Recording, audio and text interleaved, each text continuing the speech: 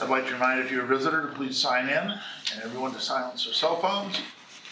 I'd like to remind visitors that in order to facilitate an effective meeting, we ask those that are making comments to the board to read the visitor guidelines found outside by the door and to complete the public participation form and to get those to Dawn. Public participation is allowed only during the public participation portions of the meeting, other than those times the board meetings are not interactive with those that are in attendance. Thank you all for being here tonight. We a little above anticipated crowd. I think some of that's because we got a good group from Lincoln Trail here we're going to hear from in just a minute. So thank you again. We roll call, please. Giles. Here. Keefe. Here. Hendricks. Here. Schultz. Here. Larson. Here. Hennessy. Here. McComb. Here. And can we stand for the pledge, please? I pledge allegiance to the flag of the United States of America and to the republic for which it stands, one nation, under God, indivisible, with liberty and justice for all. Hey, the room's full. We have a good sounding pledge. That was good.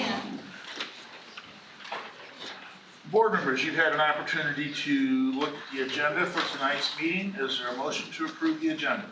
We got a motion. Is there a second? Second. Discussion? All in favor say aye. Aye. Opposed? Motion carried. Now we're just like that. We're at item 5 on the agenda, which is Teacher Learning Showcase Lincoln Trail. We'll turn it over to Megan, huh? Yeah, so I'm thrilled to introduce not only Mrs. Martin, but the rest of Youth Leadership Club. Just a small portion of them are here today. These guys have had a busy day. Their work started this morning before school started with delivering over 700 Valentines that needed to be taped to lockers. So they very quickly came up with a good system, and we were efficiently getting those taped to lockers. So thank you guys for doing that. These guys they're the worker bees of Lincoln Trail, and they continue to amaze me with the work that they do every day. So thank you, parents. I know for many of you that's an earlier day for you guys to get them there. Donuts are always appreciated, so thank you guys for doing that. I know that's the highlight of their morning as well. So I have some specific instructions for Jared on how to get the video up and going, but I will do that for you. So while she's doing that, I'm Dana Martin. I'm a 5th grade teacher, and YLC started last year. In about February, Mr. Heinold is my sidekick. He's another 5th grade teacher, but he's at a wrestling meet tonight. So we came up with this last year and just ran a couple months of it, and then started it in August this year. We have 21 members, and we had 21 applicants, so that worked out. So. And that's kind of how it worked last year. So we are just loving every minute of it. We've gone on a lot of field trips. Mr. O'Connell has arranged a few, and we've taken some ideas from Mrs. Hunter, so it's a true group effort. But I would say that it's definitely one of the highlights of my job as well. So I'll just go quickly through this, and then we have a video so you can see them in action firsthand. Our mission is just to build leadership skills. We do that through a lot of things, but one of the things that we've really focused on this year is the Mindset Matters Leadership for Students curriculum. That was a grant that I wrote last year, and it's really been key in just giving us topics to talk about and how to develop great leadership skills and to serve as role models for our students and out in the community as well. We've had the opportunity to visit Lake of the Woods and Bridlebrook and Middletown and do a lot of things in the community, and I would say that we have benefited just as much as those who we have served. Some of our goals Mr. Heinold and I came up with when establishing this club were just focusing leadership, communicating effectively, awareness of self and others, managing conflict, setting goals and making decisions, and then citizenship. And I really think as you see the video, you'll see how we've already, by February, highlighted each of these. This is from the Mindset Matters curriculum. And these are on those off, so we meet every single Tuesday at 7:45 in the morning. So like Mrs. Hunter said, that's a huge commitment, and they're always there. Actually, I usually have to say like, I can't get there till close to 7:45, so 7:45, not 7:30. Like they're ready to go. And so we've gone through about half of these so far. So in the curriculum, we talk about what this looks like in our lives. We talk about what it looks like as a kid and as a grown-up. And there are videos and activities, and we have awesome discussions about courage, honor, respect, responsibility, communication, confidence, perseverance, and innovation. So I think this has been a really powerful curriculum to just kind of guide our conversations and keep us focused. And then we have ongoing committee work. So on Tuesdays and Fridays, they're responsible, and we've rotated these, but they're responsible for keeping these committees going on their own, and they are awesome at it. So we have organizers for our Cares Closet, where people can come in and shop for clothes, families in need. They are on the cafeteria and playground committee, so they help to keep it clean. They also help give advice to other students about how to best, pick up after yourself, how to be kind in the lunchroom. We encourage them to go find people who don't have people to play with on the playground, things like that. And that's probably one of the most powerful committees, because I've really seen an everyday difference in the lives of our students. Compass Lunch Buddies, that's a popular one. They love going and eating in the Compass Room. Again, I think that it benefits both parties. Pre-Teach PE, they do that once a week. They go in and help other students get ready for PE for the week. We do recycling. And then just recently we added the Lincoln Trail Welcome Crew. So we have a crew that's going to be welcoming new students to Lincoln Trail, giving tours, making sure that they have a friend to right off the bat. So it's exciting.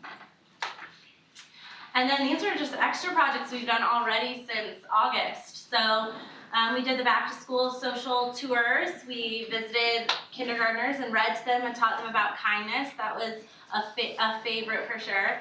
We went to Lake of the Woods and helped outside.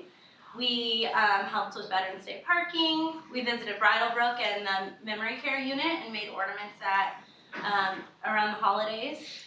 We did a Pay It Forward like Matthew Prather Day. We did Be the I Am Kind big poster and talked to our students about how to be kind. We did a Random Acts of Kindness week and helped with the whole school chain. And then this morning we hung 730 Valentines on lockers. So we've done a lot. And there's more to come. No, you're good. So this is a little bit, a few highlights of our year and some pictures and videos. And then some of the kids wanted to speak, so I said you can say whatever you want. And so I think you'll find it that we can probably all take a lesson from their words of wisdom. They're awesome kids.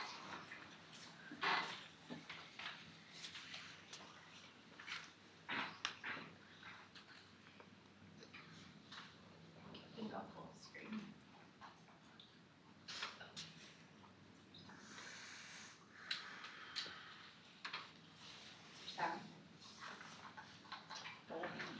They're very quiet today. Yeah. Oh, sure.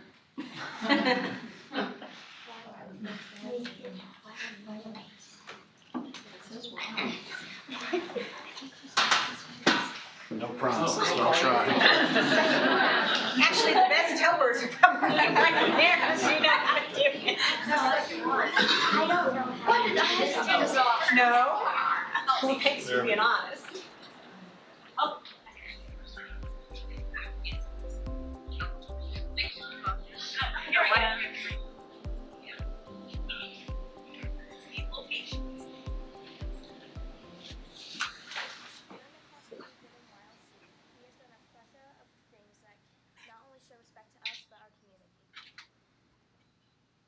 I can assure you that it will bring a smile to your face even if you weren't there to experience it firsthand.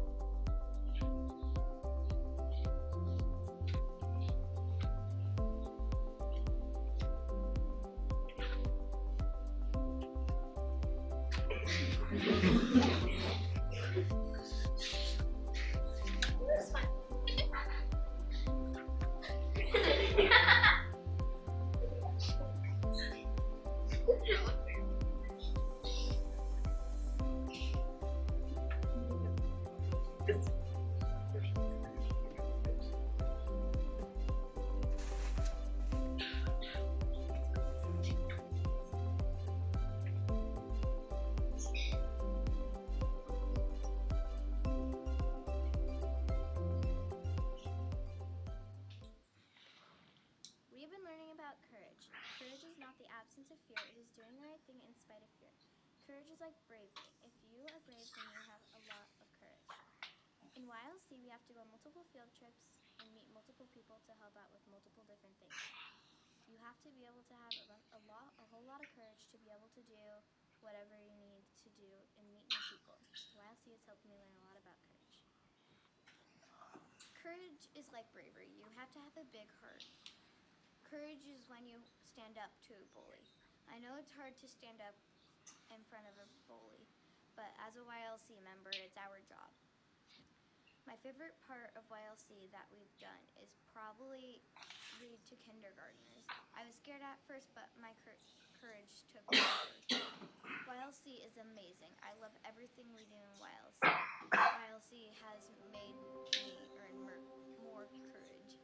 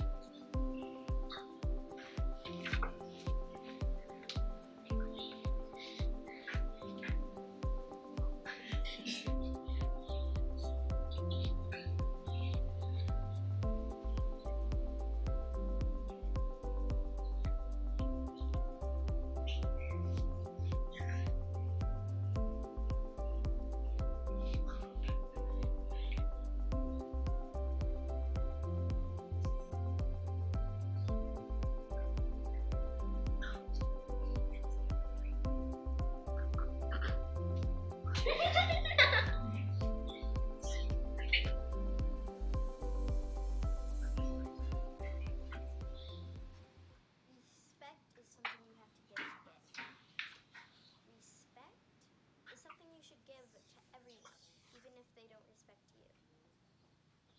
Respect can give for a cooperative team. It can solve problems. Disrespect will not let you get anywhere. Respect is a feeling or idea of approval. Show approval. Show respect.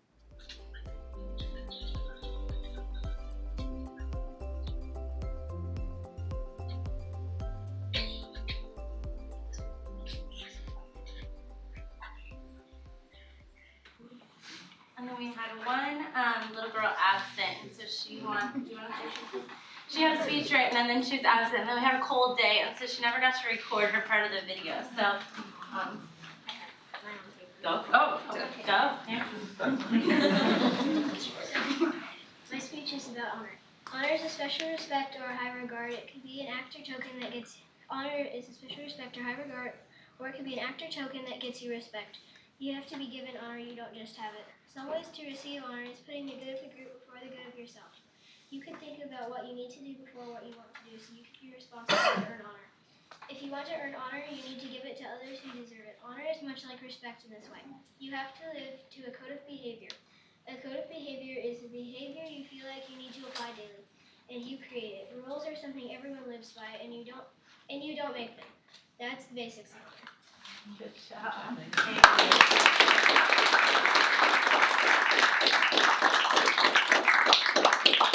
you for all you do. Thank you. Thank you, parents. Thank you guys for coming tonight. Yeah, you don't have to stay. It's been a long day. Yeah. You guys are If you want to. Schools and all those. You probably need to go to bed. Do you guys want to just quickly, just kind of say your name as you guys exit? You can stand up when you say your name. So everyone, it's a big deal you showed up tonight. Let's start with Ms. Turner. I'm Callie Turner. Piper Lambert. I'm Caroline Mills. I'm Rolly Shippo. Blake Patrick. My name is Ava Miller. Kendall Zier. Hannah Martin. Maggie O'Donnell. All right. Thank you Thanks for for coming. coming.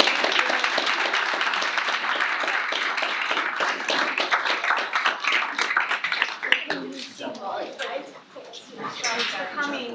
Great job.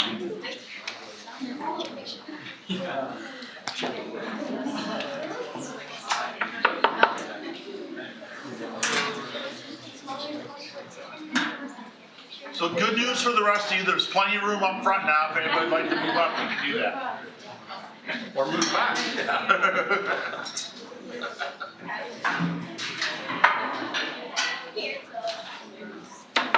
All right.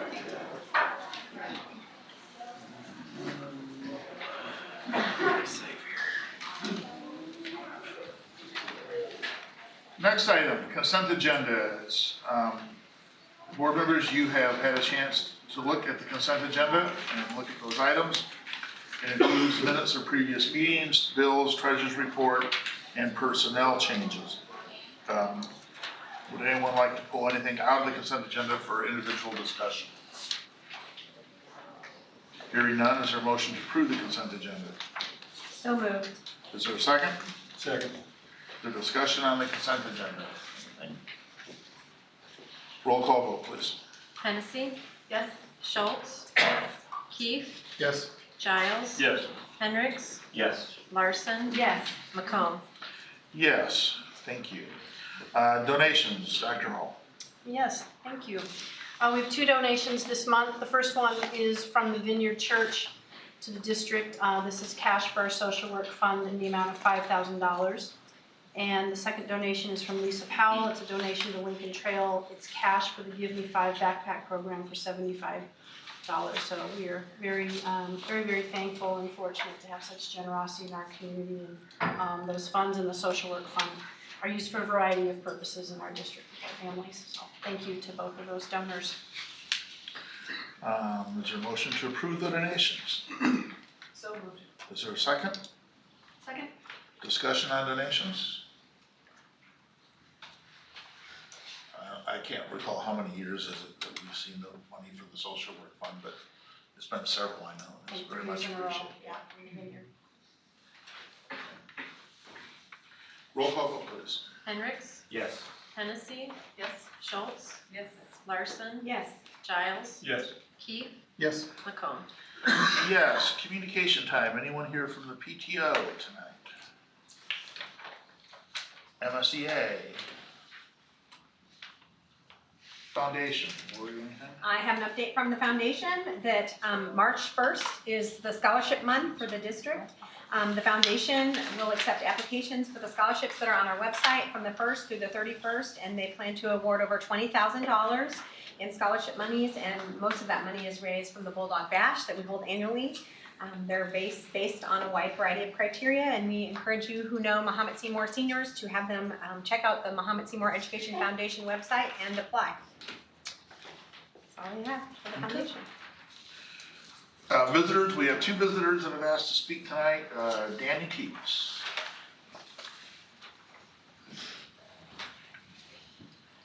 You lost your little visitor you had. She was adorable. When you get old babies, you want little babies. Change But that then you idea. give them back. That is awesome. So I came tonight to speak about my daughter and the experience that we had. She's a high school student who was chosen to play in the ILMEA All-State Band at the end of January. This is a great honor and experience that has broadened her perspective about music. This was her first time at ILMEA's All-State, and so it was my first time witnessing the process. We arrived on a Thursday and left on a Saturday afternoon. There were some other parents here and there, but I was the only one from Mahomet-Seymour who stayed the entire time. The choral students came over on a school-issued bus with their teachers. There were male and female students and a male and female chaperone. But the band students, one trombone player and one violinist, were to travel with their school representative, a male chaperone. When I thought about the two girls and one man on a 3-day, 2-night trip, I thought that it might be best if I was at least nearby. Before I say anything else, I want to make it very clear that both band teachers at Mahomet-Seymour High School are extremely professional. I trust them with my children. I know that they will be challenged, respected, and taken care of. I will even go as far to say that the only reason we are in Mahomet-Seymour is because of this band program.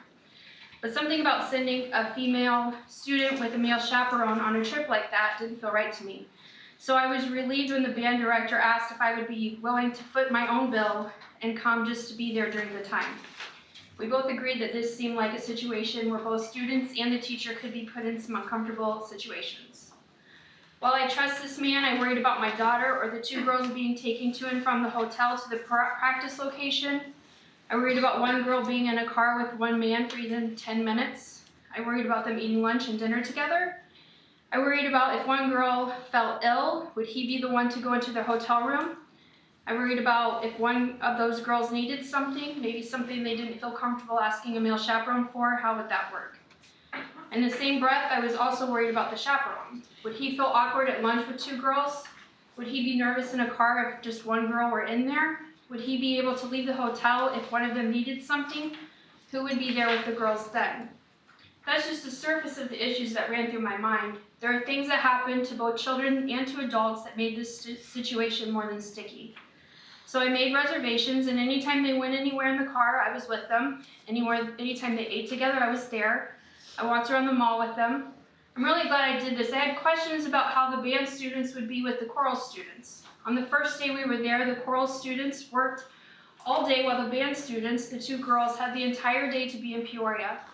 We took them to lunch, to the mall. We sat in the hotel waiting room with them until the chorus showed up to check in. Then everyone went their separate ways within the hour. At night when they were done practicing at 10:30 p.m., I sat in the car with the band director and a student while we waited for the other student to finish up. The chorus and band students were not together except to sleep. When we ended up at the same restaurant at different times, they did not interact. I have not gone to the teacher about this issue. I have not talked to the principal or to the administration. In my mind, this is a board issue. We have a fantastic choral and band teachers. They are brilliant, but they won't be here forever. More than likely, with the music talent that Mahomet-Seymour has, there will continue to be students selected for this honor. I'm bringing this before the board because it's become apparent to me that the district needs a chaperone policy in place. When they go to Allerton, there are chaperones. When we go to the Fiesta Bowl, there are chaperones. I trust the man who was with my daughter on this overnight trip, but still, I showed up because both parties needed a same-sex chaperone for the girls. And realistically, with 2 students, there needed to be 2 chaperones anyway. They were often in several places with separate schedules, and even if 1 male student and 1 male chaperone were together, that still doesn't seem appropriate knowing what we know could happen to both parties. I call on the Mahomet-Seymour School Board to develop a chaperone policy that protects students, teachers, sponsors, and chaperones at all times in all situations. I know this is just one instance, and there is much more to be discussed and thought about. I do, though, hope that this policy includes language about ensuring same-sex chaperones should be with students at all times, and that adults and children should not be in a one-on-one situation. Policies are meant, after all, to ensure that the people under their governance 30 are seconds. protected at all times, even when we trust someone. Thank you. Thanks, Dan.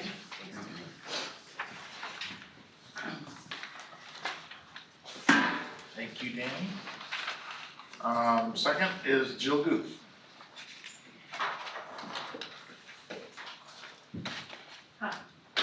My name is Jill Guth. I'm the owner and managing broker of Guth & Associates, a commercial real estate firm. I'm speaking on the resolution to support the extension of the tax increment financing district through 2036. I strongly support this initiative, and I believe there are many people in this room that also support the initiative. My family moved to Mahomet in 1997. Since that time, I've served in several economic development-related capacities, including president of the Champaign County Economic Development Corporation from 2001 to 2004. I've served on the Mahomet ED Committee, and I currently serve on the Mahomet Chamber Board. As I said, I presently own Guth & Associates, a commercial real estate firm. I'm involved in the marketing of Churchill Crossing, Sangamon, Maine, and Eastwood Center, which I have an ownership interest in. I was around in 2000 when the first TIF district was originally formed. It was a highly anticipated economic development tool for our community. While the TIF was, the creation of the TIF was a win for Mahomet, it is a unique TIF as the taxing bodies still receive their tax dollars via pass-through arrangement. This TIF district has had a low impact on our taxing bodies as opposed to more traditional TIF districts throughout the state where the full increment is put back into the TIF. The east side of Mahomet continues to be ripe for development and has seen many successes. The present development agreement between the village and the school board places a significant obligation on the school district for public infrastructure improvements, specifically a portion of Churchill and the proposed Secretariat Drive. It's my understanding the school would have to move forward with these improvements under the current development agreement if other developments in the area move forward. Specifically, if a private developer with land contiguous to the school district's land decides to develop their property, the school district will be forced to immediately begin building public infrastructure. Probably public infrastructure we're not financially prepared to build. I commend the village and the school leadership in trying to find an innovative way to move forward with much needed rail access from South Mahomet Road across private property, with the road ultimately connecting to Churchill and eventually Prairie View. This road will obviously alleviate traffic concerns for the village and the school district, and the road will have to be built as a collector or larger than most typical streets to accommodate the amount of traffic that could utilize the route. Much thought has been given to the location of the rail crossing, the location of the road, the timing, and the best way to fund such a road that benefits so many in our community. The extension of the life of the TIF district will allow for public infrastructure to be paid by TIF funds. Please remember the guidelines for the TIF aren't changing. These are the same guidelines that were first established. Taxing bodies will still have their same pass-through. The resolution only changes the end date of the TIF district. The addition of the rail crossing, the construction of the collector street, the connection to Churchill, the ultimate connection to Prairie View will open up development opportunities for our community. This includes residential and commercial development, which ultimately increases the tax base, creates retail sales tax, provides more services for our residents, more housing opportunities, all which benefits this community. I strongly encourage this board to support this resolution to extend the life of the TIF district. Great things are happening in Mahomet, and I'm hoping this board understands the importance of this resolution and its positive impact on our community. Finally, our family moved here in 1997 for one reason: this school. When we looked into a place to raise our family, everyone said there was only one district, Mahomet-Seymour. My sons attended and graduated from the school system, and they were blessed with fantastic administrators, teachers, and coaches, including several of them sitting right over here, who have now moved into leadership positions. Our community is concerned, extremely concerned, with the recent activity of the school board and the agendas that appear to be stalling important work that needs to be completed to continue to have our school district to be a leader in our state. We strongly encourage all of you to rectify this dynamic that is taking place, and let's get some work done. Thank you. 30 seconds. Thanks, Jill. Okay. There's time for board members. We'll start with Colleen. Come on down there. I will pass. Okay. I don't have anything tonight. I just want to say thanks to Trent. I've only been here a short time on the board, and I really appreciate the effort that he's put in, a person of integrity, so much so that one of the first things I did when I came in was sit down with Trent and try to understand school finance. And I was falling asleep in his office. I would like to think that he didn't recognize it, but he just kind of kept on going. But he was super helpful in that prospect. I'm still learning about that as well. But I really will miss Trent and his integrity and the work that he's put in. So thank you. That was mine. I'll say ditto too.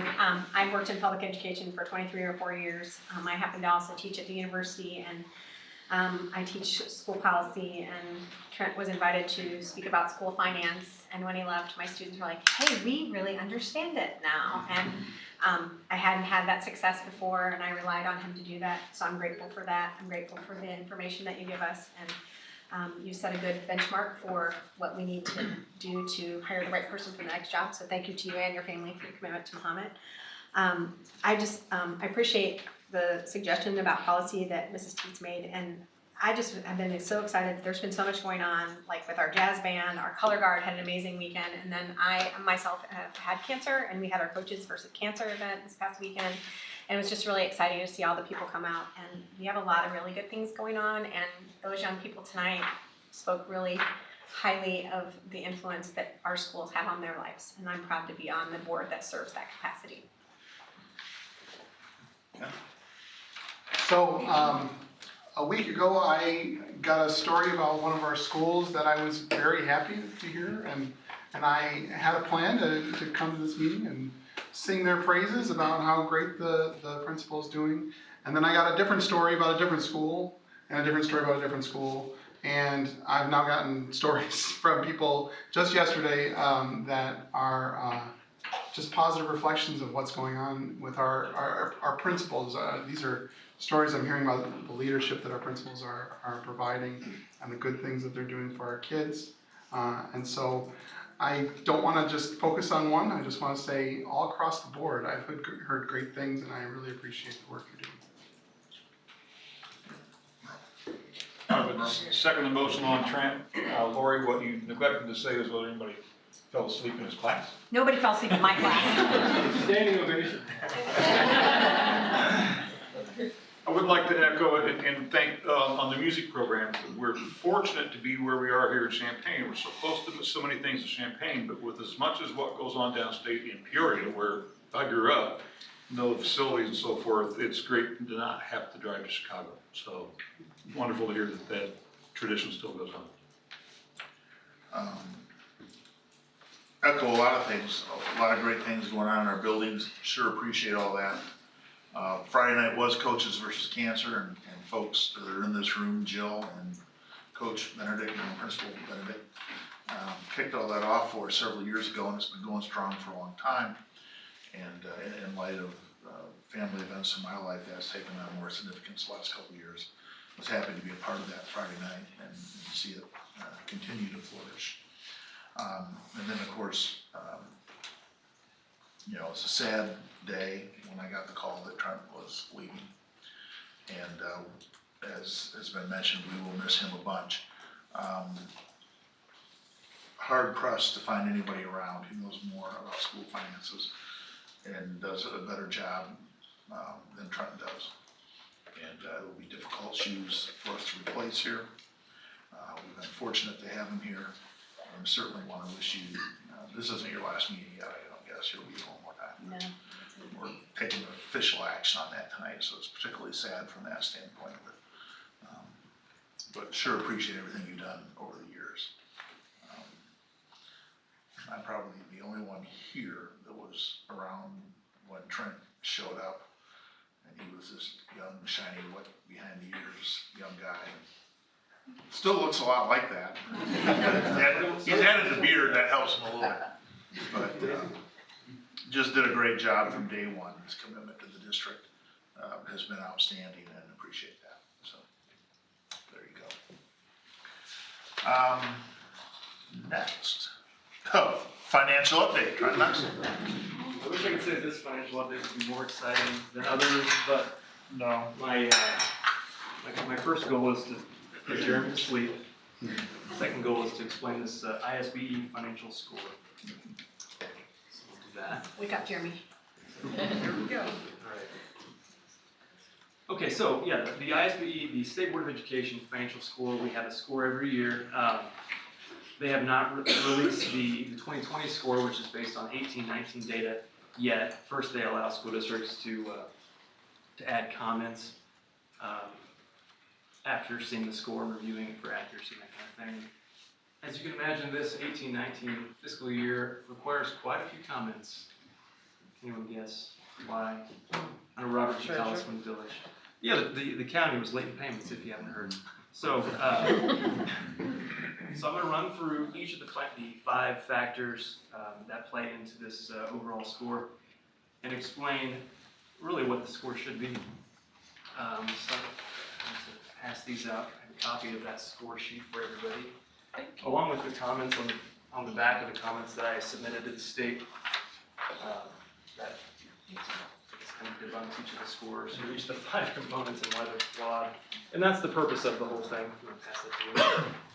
Even in the instructions, it states that the comment section is to explain extenuating circumstances that are outside of administration's control with regard to revenue sources that you haven't received, i.e. property taxes, and a slew of other examples that it gives too. But it was a good opportunity to kind of explain our story, and we kind of knew from the start that we're going to have that opportunity after about every school district in Champaign probably called the state board to ask, hey, when can we put our comments in there because it's clearly flawed. So we'll start with the fund balance to revenue ratio. Right out of the gate, it's boring when we talk about ratios. But State Board of Education totals, it said by the end of June 30, 2019, the fund balance for the operating funds was just under $3 million. We can see that. And the total revenue from last year, $23,203,000. If we add in that tax revenue that we were owed but didn't receive until July, it came after the end of the fiscal year. That percentage, that ratio of fund balance to revenue goes from 13% to 23%. So if you look at the categories that we fall within, we went from category 2 for this factor into category 3, which makes a big difference in that final score. And we'll get to the total at the very bottom. Expenditures to revenue ratio, another factor that was affected by this, the property taxes. Expenditures from last year, that number is accurate, $26,650,322.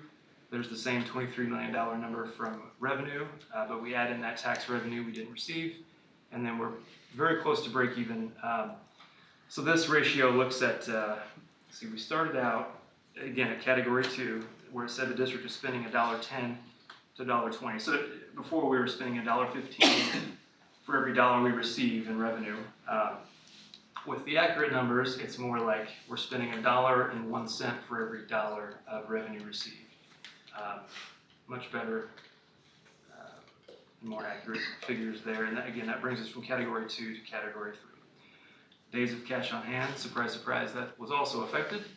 Cash at the end of the fiscal year for operating funds just shy of $3 million.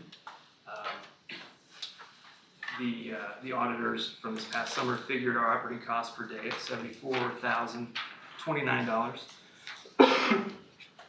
So that landed at 40.15 days of cash on hand, same number that was presented back in July after we finished the fiscal year and knew that it was going to require a huge asterisk over the entire fiscal year. But revised totals, 83 days, 83.12 days.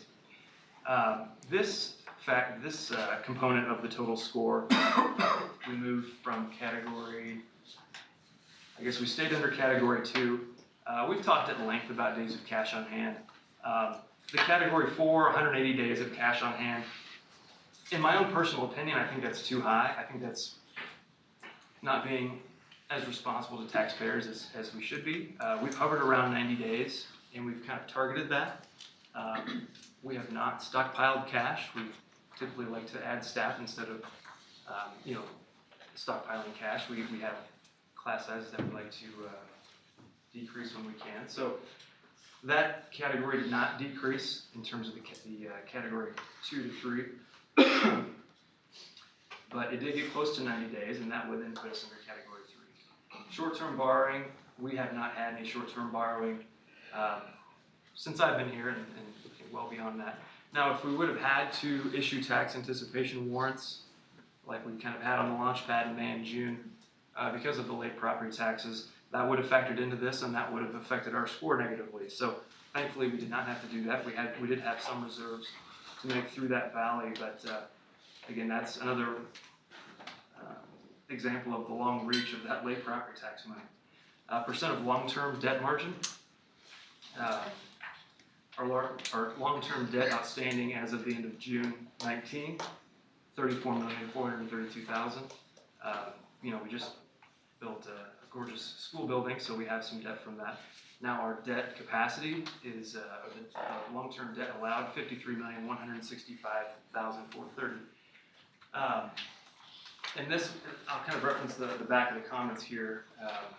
I explained how profile indicator number 5, the percent of long-term debt, is inaccurate because, and this is commonly known across most school districts in the state, 30 ILC 350/15 alternate revenue source bonds shall not be regarded as or included in any computation of indebtedness for the purpose of any statutory provision or limitation.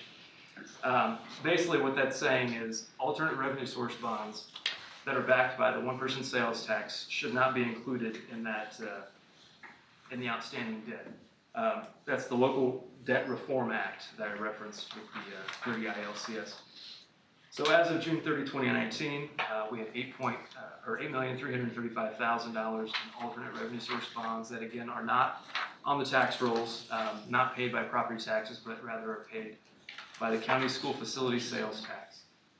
So when you back those off, that percent of long-term debt margin remaining goes from 35.23% to 50.91%. So that changed our category from 2 to 3. So that looked better after that as well. Question? So does this mean that legally we could obtain long-term debt up to $26 million more? That is our outstanding debt. It would be the difference between the 53 million and the 26 million that we have in terms of our debt margin, our debt remaining debt capacity. Yeah, I was subtracting kind of weakly there. Okay. I mean, 53, Whatever that means, I yeah. was trying. The difference there, yeah. So, sorry. But the difference between the 53 and the 26 is what we could borrow. Correct. And that 53 million, that is, the calculation is in our annual financial report, but it's based on our EAB, and there's a complex formula with that. It doesn't go into detail on the sheet there because it's probably too long of a formula, but that is figured each year based on the tax base number that we receive. So the score goes from 2.55 to 3, which is more in line with where we've been the last few years. Any questions with that?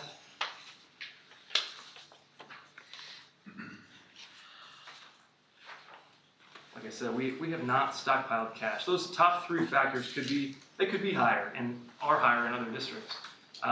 we have one of the lowest tax rates, school district tax rates in Champaign County. We've harped on that for a while. So inherently underfunded there. And we're starting to fortunately see some state money through the tier funding, but that funding formula also recognized that we are underfunded from the state as well. So, we're coming off of a handful of years where we didn't receive a lot of state money right in a row there, 2012 through 2016 or so. There's $4 million we'll never see. We didn't receive it, and we'll never see that. So, to be able to do what we've done and still be at the score we're at, I'm just going to run through the last few years of the additional staff that we have added, largely for reducing class size. In 17-18, we added a school psychologist, a kindergarten teacher, 5th grade teacher, and a special ed teacher. 18-19, we added 2 4th grade teachers, kindergarten teacher, and 2 instructional coaches.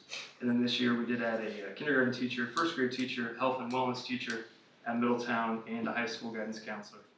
So, we were able to add 13 new positions responsibly, sustainably with the funds that we have, costing close to $850,000 approximately. All while honoring the union contract raises and continuing to invest in the one-to-one initiative. So that's something I'd say we should all be pretty proud of. Now the score doesn't look great, but I'll never make recommendations to improve a score at the expense of adding staff. If I was to continue being here, I still wouldn't do that moving on too, and I'll just admit it. I'm not wouldn't act on trying to improve that score. So. Any questions there? Trent, question on the fund balance to revenue ratio. We've got a rather elegant system in the EBF, the funding model to be funded by the state. Mm-hmm.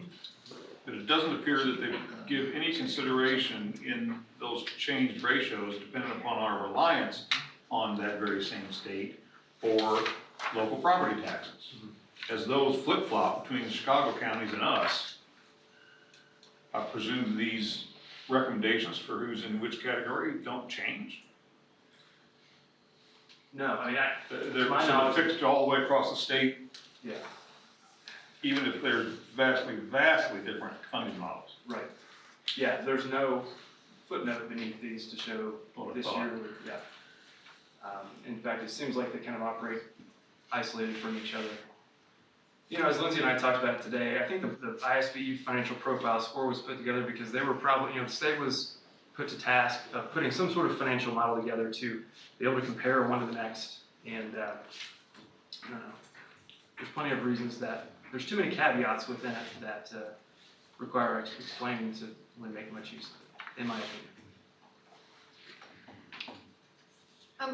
Sorry. I'm sorry. Please. So the days of cash on hand, in light of what we have been through this year and the turnover that we've had in Champaign with respect to next year, should we be readjusting the way we think about how much cash we have on hand, anticipating similar problems? I mean, we're kind of between a rock and a hard place, are we not, if we don't make some sort of adjustment if we run into the same delays that we ran into this year? Yeah, I mean, I don't think it's heading in the right direction moving forward there. I mean, but what adjustments can you make in the meantime? Is that what you're asking? Mm-hmm. To prepare for 3 months from now when they likely won't make that first payment? That's what I'm thinking. Yeah, 3 months of plan there. I don't have any magic answer for you there. Yeah, I mean, we can just freeze all the budgets, I suppose. Could we take out the 80% tax of our anticipation? budget is staff, and we're not going to freeze Right, obviously. payments. So, yeah, it would be a radical action to try to affect that now, I think. If we found ourselves in that position, we could take the tax anticipation awards, right? Yeah, that would have to be represented to the board and discussed. I mean, that's a possibility for us to So, make right. payroll if Yeah, absolutely. if the treasurer does that again, I right? hate to say that, but yeah, it would. And that very well may be need to be looked at. We've kind of ridden this before. I can remember being in the old boardroom where we were like, oh, we didn't get those payments yet, Yeah, that was more the state at the time, mhm. sure, but yeah, that May, June payment, it's 52% of our total revenue in the year, and we don't get that. half of that, that's a big change, so. Yeah, possibly looking at tax anticipation once, which, as we know, that would affect the score, but do we care?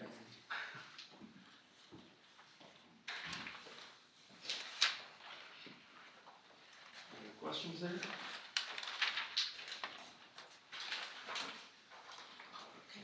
All right.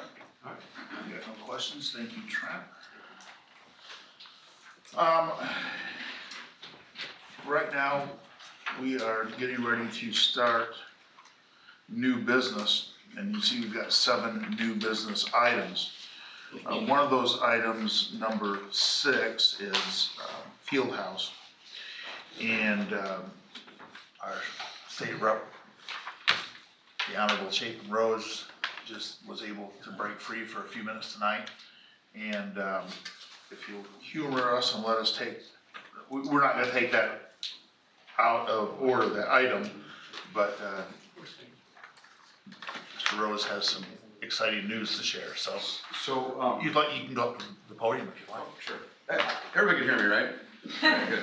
So first of all, Chad, the JV team won, so good news there. Everybody, Illini basketball just won, so thank you, Jeremy, for whatever you did to Iowa.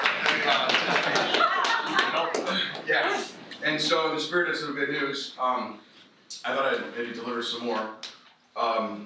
We've been talking for a while. I know that Fieldhouse is big. In fact, we just left after the game. We went over, and my daughter, the twins, were basketball practice there. There's probably 150 kids, third and fourth grade kids over there practicing, in addition to the games going on in the main gym. So the Fieldhouse is a lot for this community. Historically, there's been some tension on use of the Fieldhouse, but the administration approached me about seeing if we can help from the state side with some of the costs for the Fieldhouse. Obviously, I want to help keep our property taxes low in Mahomet, and to the extent that I can offset anything cost the school board's going to have to spend anyway to upgrade that facility that helps all of us from a property tax perspective. But frankly, we want to do more. So I reached out to Dan Waldinger, who ultimately put me in touch with the mayor and Patrick, and we started talking about this. And then we reached out to the administration, Max and Lindsay, to suggest that if the state of Illinois could come up with $400,000 towards the Fieldhouse project, could they give us some more access to the community to help spur on those programs like we had there tonight? And we view this as hopefully a win-win for everyone. We suggested that maybe there be an actual written agreement between the city to prevent any, hard feelings or confusion or miscommunications about what was said, 100 years ago, about whatever was said at the time. But if you have it in writing, it's all there. As a parent in this school district, you look at Easter and you look at Christmas break, it's when kids should be out of the house, right? They're cooped up too much. But the Fieldhouse historically has been closed to the community. And so one of the things I'd like to see personally, and we talked to the mayor and Dan and Lindsay as well, is open it up more for the community to use it. For our adults, obviously they'd like more walking time in the mornings. Dan Waldinger will tell you one of the surveyed items is, more places to walk if it's raining or the weather's bad. And so anyway, I'm here tonight to announce that we'll do $400,000 from the capital bill towards the Fieldhouse. But we'd like the community and the school board to sit down and figure out a way to, in writing, expand access for everybody. And it's just wonderful when you look at all the kids running around tonight. It was a great night. Ken, you were there earlier in the day. Your daughter cheered really well, Lance, tonight. So it's great. But we need to make sure that's there's more access for the community. So Sean, you want to say anything? Thank you very much. I think for us, that's a win-win for everybody, school, community, village-wide. So we look forward to any kind of partnership we can do, and certainly welcome funds coming into Mahomet for sure. So no issues from the village, and we look forward for progress. So the grant is in. It's under. And by the way, I almost forgot. So Representative Calkins feels really bad about not being here, but they had a late meeting. I somehow dodged. Jack managed to get his first fender bender this morning. I don't know how on earth he hit a brand new Mercedes SUV. So anyway, I came home early from Springfield. Go big or go home. Yeah. And everybody's fine, but wow. But anyway, Representative Calkins had a 7 o'clock House meeting tonight. He says he apologizes for not being here, but he's pleased to join in support of a written agreement for our community to have more access to the Fieldhouse. And he's very excited about the scarce resource having more opportunity for us and willingness to share the facility. Thanks to the school board for generous offer to help hopefully pull this off. So with that, Sean, I don't know if you, one thing the city had talked about, maybe helping staff a little too. Yeah, we recognize as far as the school side of things, as far as your off time, it's you're off, right? So we have staff and Parks and Rec will work with that and hopefully come up with a win-win situation where we can help staff and provide the facility and we'll provide the labor side of things. And I think it's going to be a win-win for everybody. So from kicking the tires with Waldinger to meeting 2 weeks ago with the mayor, to talking with Lindsay a couple weeks ago and Max, I hope this works for everybody. And again, hopefully it offsets the cost of our property taxes to that extent too. So, does anybody have any questions before I head back? I gotta be back tomorrow morning, so I'm gonna go home. Okay, thanks guys. Thanks,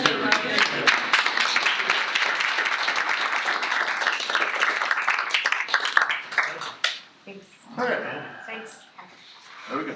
So trying, does that 400,000 cover what the county owes us or no? Not quite. Just kidding, that's a separate deal. All right, so we're to new business. Item number 1 is proposed board policy 4:11 on TIF financing. Max. Oh, I'm sorry, superintendent report. Let's do that, then we'll go to Well, TIF policy. it's short. Just first of all, wanted to acknowledge 2 longtime employees who retired at the end of January and wish them our best as they go into their journey of retirement. That's Debbie Colley, who was an educational office professional here at Middletown Prairie, started at Sangamon 16 years ago. I think Debbie's in Arizona, and if you're watching, hey Deb. Just an awesome, positive smiling face in our office. And also want to wish Jay Watts well. Jay was with our transportation department for 28 years and drove thousands and thousands of miles and many, many, many children and athletic trips, and we wish Jay well in his retirement. Also want to congratulate Timothy Glumack, who's a senior at Mahomet-Seymour High School. He has been named a National Merit Finalist, which is just an amazing, wonderful, highest of honors in terms of accomplishments academically. So we want to congratulate Tim and his family, and we'll get them here to a board meeting so we can congratulate them personally, but just wanted to put that out there and congratulate Tim.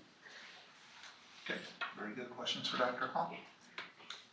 Dr. Hall, can you tell us a little bit about the process you have in mind for the CSBO interval? Absolutely. Okay, we're conducting interviews for filling Trent's shoes. Ultimately impossible to do that, but we've got to go ahead and try. So we're going to be conducting interviews on Friday, February 28th. And on the interview team is myself, Dr. Rummel, Chad Benedict, Steve Curtis, Nick York, Julie Banta, Christy Seaman, Chantel Heinold, Leo Johnson, who's a retired superintendent and currently a business manager at Morella Forsyth. And lives in the community. Yeah, also a community member. Ken Keefe, Merle Giles, and then Robert Kuzmanoff from the village is also going to be there. So our candidates will interview with that team, and then our candidates will also have the opportunity to spend about 45 minutes picking Trent's brain about the position and financial aspects of the school district and basically whatever they want to ask Trent. And so we hope to have a decision shortly after that. Could you, when the applications close, can you send us whatever applications are received by the district, just so the board can have a look at who's being or who submitted an application, so we understand the pool? Sure. Great, thank you. Generally don't share all the applications with the board of the people that we're not interviewing, so I would defer to. I'm happy to share with the people that we are interviewing, but I'll. I was looking for all of them, just so we know who's actually applied. Just gives us a better picture. I think that's a good idea. It's such an important role and such an important position that It'd So just what be do you- nice to be able to see them. You asking for their applications or their names or what? Just their applications, yeah. One potential problem is some of those people don't know that their current employer doesn't know that they're out applying. And if they're not coming for the interview, their employer may never know. So we need to be careful of that. I think we all understand the confidentiality. I personally don't need them. I do not think I have the credential to hire a CSFO.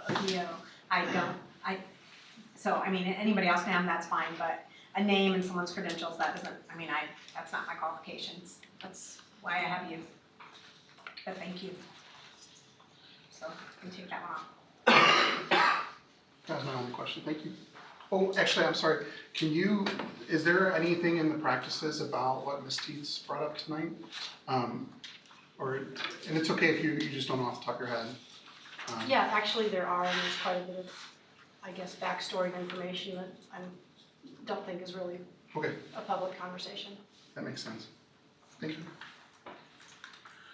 Okay, so now we're at new business, where I wanted to be a minute ago, and went in here. Proposed board policy 4:11, TIF financing. Dr. Hall. Well, I'll hand this off to Mr. Keith. This is his policy that he introduced, and it went through first reading last month on January 21st.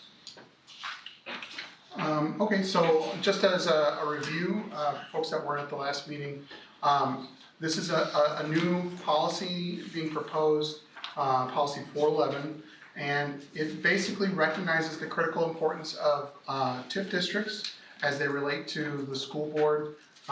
These are multi-decade institutions. They impact our revenues, and they can affect millions of dollars of revenue for our district. So the policy really sets up two things. It sets the role of the superintendent and the role of the board. The superintendent's role is one of informing the board of any current or proposed TIF districts that intersect the district territory. And the board's role is monitoring those TIFs, any existing or proposed TIFs, and taking a clear position either in support or opposition when a proposal to create or renew is out there. And it adds the stipulation that votes by the board relating to TIF districts will be done by roll call and will require a 3/4 majority to pass. So that's the nutshell explanation of the policy. Any questions?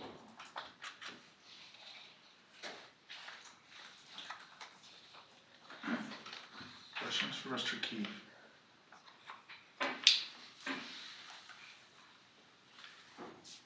Is there a motion on the policy? I move to approve board policy 4-11. Got a motion to approve, is there a second for that? I'll second it. Okay, got a motion and a second to approve the policy. Discussion. Ken, why did you switch the wording, your recommendation to 3/4 majority of the board instead of majority of the board, which is our typical vote? Sure, yeah, that is typical. It's simply about the magnitude of the decision. And I feel that it's important that for something like this, we have a strong consensus. We don't want to make this decision at a very divided level. And so that's what a 3/4 majority would inspire. You know, the thing, I want to point to something we got from a public comment at the last meeting. You know, I don't know what the gentleman's name was, he was in the corner here, he pointed out that we were voting on some relatively small financial matter. I believe it was on the order of 50,000 or something like that. I remember it was Rob Parker. Oh, that was Rob Parker, thank you. And he made it sound like it seems reasonable that you would have a very significant majority making a decision about something that lasts 23 years or for an extension 12 years and can cost millions of dollars in revenue. That's not how I recall it, though. I recall him saying that he understood that all of us made a decision as a board, however we voted on the $50,000 process, and that He understood that we all needed to do that, but he didn't feel like he understood that we had all made a decision on prior TIF, the prior TIF was for people that are on the board now and people that are no longer on the board, and we were informed. And so there's just a little different interpretation from the way I heard Lisa and the way you heard Lisa. Well, so that's a really good point. You're talking about the downtown TIF? Just the prior TIF, but his record wasn't that we needed to have more vote, it was that we needed to talk about it. I mean, we could look back at the minutes, he didn't say it should be 3/4 majority, so. Right, 3/4 majority is 6 out of 7. And, statutorily, we need over half to approve anything. I'm not gonna vote for anything that changes that. I'll be voting against this. Part of the motivation for this policy has to do with how the downtown TIF was approved. The board wasn't aware of it until after the board had consented to it. And that's, to me, very problematic. That downtown TIF, given inflation and growth into the future, I believe that lasts until 2042. That's gonna be tens of millions of dollars when it's all said and done. Previous board was informed about the TIF, the previous board had a different way of handling it, and I think the previous board handled that in a manner that was consistent with the way all the other taxing bodies handled it. If we want to handle TIFs differently, we certainly can. We're going to tonight. It's not tens of millions of dollars that impact us. In fact, the TIF extension that's on the agenda for later tonight is very much in our favor and has a relatively minor impact, so I don't see any reason to supersize the majority. What if we made a compromise and did 2/3, halfway between those two? We make decisions all the time based upon the statutory regulation of a majority. And if 4 people show up and have a meeting, 3 vote, and it passes. We make those decisions all the time. We make decisions for hiring, we make decisions with budget. I still don't see any reason to supersize the majority for approval. The difference is when we hire a teacher, we're hiring them for a year and their salary is under $100,000. These decisions are very long lasting. The one that was just passed is gonna end in 2042. That's a long lasting decision. I'm just saying that we should have more consensus when we make a decision that impactful. Anything else? Any other comments?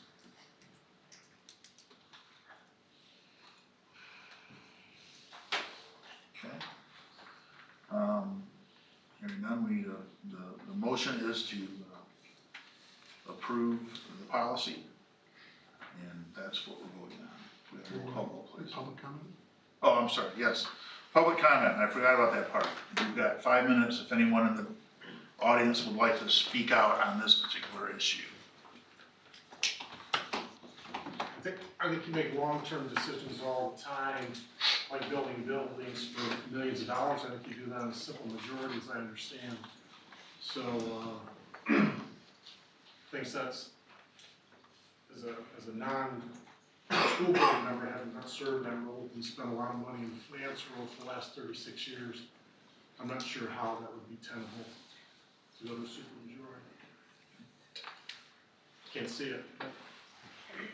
Anyone else? Okay, roll call vote, please. Schultz, Yes. Childs, No. Larson, No. Keefe, Yes? Hennessy, Yes. Hendricks, No. McComb. No. Item 2, Trent Nuxel resignation. All right, well, certainly pains Thanks, me to bring this forward to the board this evening. But the board does need to vote to release Trent from his contract and accept his resignation, which would be effective on March 27th of 2020. Okay. Motion is to approve the release of Trent from his contract, accept his resignation effective March 27th of this year. Is there a motion to do that? So moved. Is there a second? Second. Discussion. I meant to bring this up at the approval of the agenda. I make a motion to table this to the end of the meeting so that we can go to a closed session. We haven't had a chance to discuss this in closed session yet, and this is a sensitive personnel matter. We got a motion on the table, so you wanting to amend that motion? I think I can make a motion on top of it. Okay, so we got a motion on top of the motion to move this to closed session. Is there a second for that? No, I'm sorry. My motion is to table it to the end of the meeting so that we don't have to kick everyone out of the room. And then at the end of the meeting, we can go to closed session. So my motion is to table this to the end of the meeting. Which would be after the closed session? No. To be clear. My motion is to make this the last open session agenda item for the night. Okay. You suggesting we don't accept his resignation? No. Well, first of all, is there a second for this motion? So we can discuss, I'll second it. Okay, discussion on this motion. All I'm asking is that we move this to the end of the evening so that we don't have to kick the people out of the room when we go to closed session. So what you're saying is you would like an opportunity to talk in closed session Yeah. about this topic? Sorry, I'm sorry. I'm just Which clarifying. goes back to your point. Then we'd move it till after closed session. I Okay, think what he wants to do is do it right at the end, and then he'll say, let's go into closed session, talk about it. To what end? you know what, I see your point. Yeah, Yeah, at to the the end. very end Yeah. of the meeting. Sure. Why is that necessary? You know, we have a long-time valued employee who's given us notice. His contract allows for mutual separation, acceptance of his resignation. Again, long-time valued, outstanding employee. I agree with you. Then vote on what's on here. The problem is that the process and the contract wasn't followed, and I'd like an opportunity to talk about that. So this is, and I get that this is gonna get demonized as me having something against Trent. There's nothing further from the No truth. one's demonizing anything. But the language in the contract wasn't followed. We have not had an opportunity as a board to discuss the fact that what's required in the contract weren't the steps that were taken, and to come to some consensus as a board as to what we're gonna do about that. I think it's confidential information for Trent. I don't wanna talk about contract details in open session. I mean, I can see that you're irritated by this, but the board has not had an I opportunity. consulted with our attorney about how to write this motion. I Our asked attorney's fine for with it. any communication from the attorney, which I also didn't receive, so that might have been helpful and could have cleared some things up. But when I asked for information from the attorney on this, asked Max in an email, and I didn't get it, so I think there's a breakdown here when we don't get the information that we ask for. It's hard for me to make an informed decision and understand the risk that the district is assuming when we get advice from legal counsel that I'm not privy to, and then you're asking me to make a decision and a vote on it. Not the first time we've done this, folks. Out of respect for Mr. Nuxell's privacy, I think we need to discuss this in closed session. This is clearly under exception 1 of the Open Meetings Act. It may be, I don't know why that needs to hold up the vote on what we're gonna do. I think obviously there's not gonna be minds changed, so. I'd love an opportunity to address the board, particularly Mr. Keefe, if that's the wish of the board to go to closed session. Actually, I just have some questions about the contract language and things that weren't followed, so. I don't think it was, again, here's the problem when the board doesn't have an opportunity to actually talk through things in meetings. We're backed into corners where we're forced to vote without all of the information, obviously. And I think we're just asking for an opportunity to actually make an informed decision as board members. Maybe you guys are privy to information that I am not. I'm getting the sense that that might be the case. I don't know how to make. I don't understand the form over substance here. Why would we not accept this guy's resignation? I don't get it. We've accepted resignations Yeah, multiple times. I'm not suggesting that we don't accept his Okay, resignation. well, then let's accept it, and we can talk later about whatever the issue yeah, is. right. I don't know what to say to that. I'm not sure what the problem is. All right, well, we've got a motion. Right now, the motion we're voting on is to move this to closed session. Is there any more discussion on that? Okay, let's take a vote on moving it to closed session, please. Giles, No. Keith, Yes? Hendricks, No. Schultz, Yes. Larson, No. Hennessy, Yes? McComb. No. Okay, so we're back to the motion to accept the resignation. There's a discussion on that.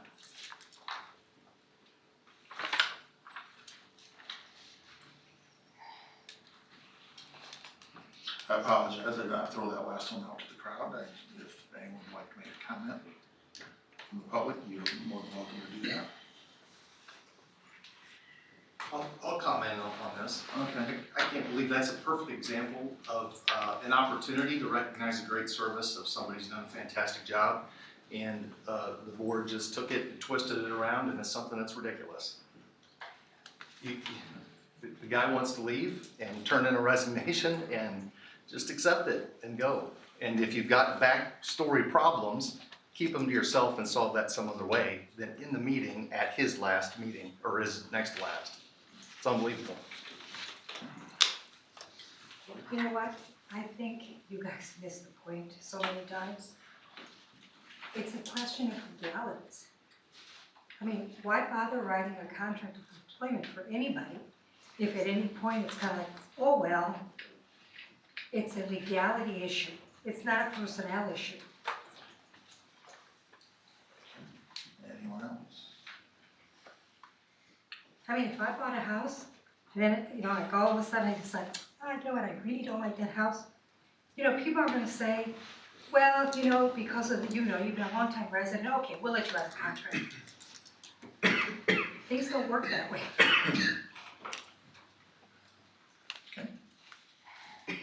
Anyone else?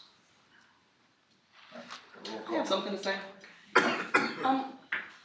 I'm kind of following a little bit on that too. Contracts. I think if you're not gonna, and I nothing against Trent or anything, I think this came up the wrong way, but I from what I'm seeing is I've seen other meetings where it's talking about a contract, it's like, well, let's go ahead and change the language, we can talk about it later. You know, that's not the way contracts work. When you are in a position, you're kind of setting yourself up for legal problems if you don't follow the rules. And I'm not saying, I get it, that this is a non-issue, I get what he's saying, it's ridiculous, of course you're gonna let him out. But I think what I see the problem is that when you don't follow the rules, you don't follow the law, you don't follow the contracts, when you do it on one issue, it's a compromise in the trust that you're gonna do the right thing all the time. So I agree with what she said that, why have a contract if you're not gonna honor it? I guess I would have one comment. If my understanding is correct, the contract does allow for the board to accept the resignation whenever you want, if the majority votes. So it's not like you're breaking the rules or ignoring the contract. You're taking the contract, which gives you choices, and picking one of those choices. So you've done nothing illegal. You're just making a choice. Dr. Hall checked with the attorneys to get the language that we're presenting tonight to make sure. Can I read that portion of the contract? It's a simple sentence. Sure. Okay.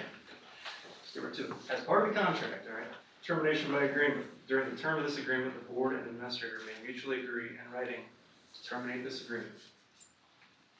Period. Simple.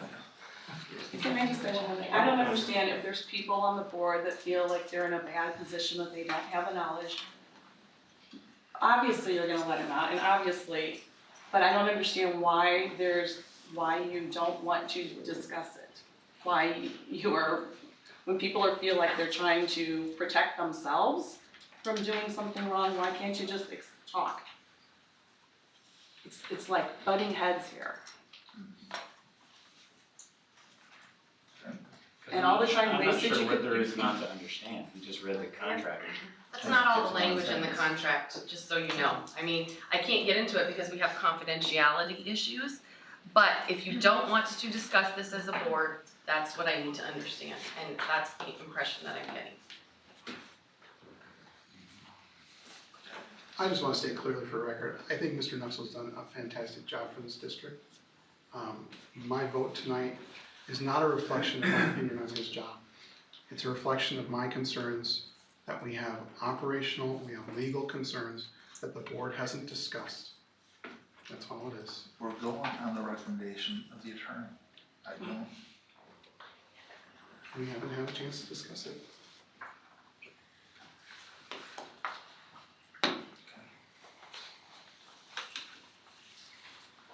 That.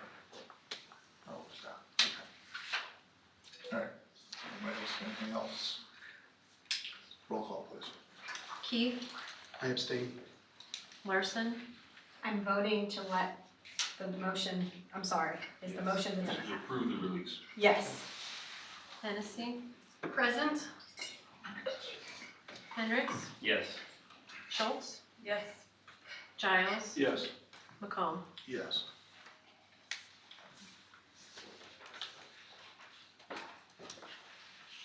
Summer school fee increase. Dr. Rummel.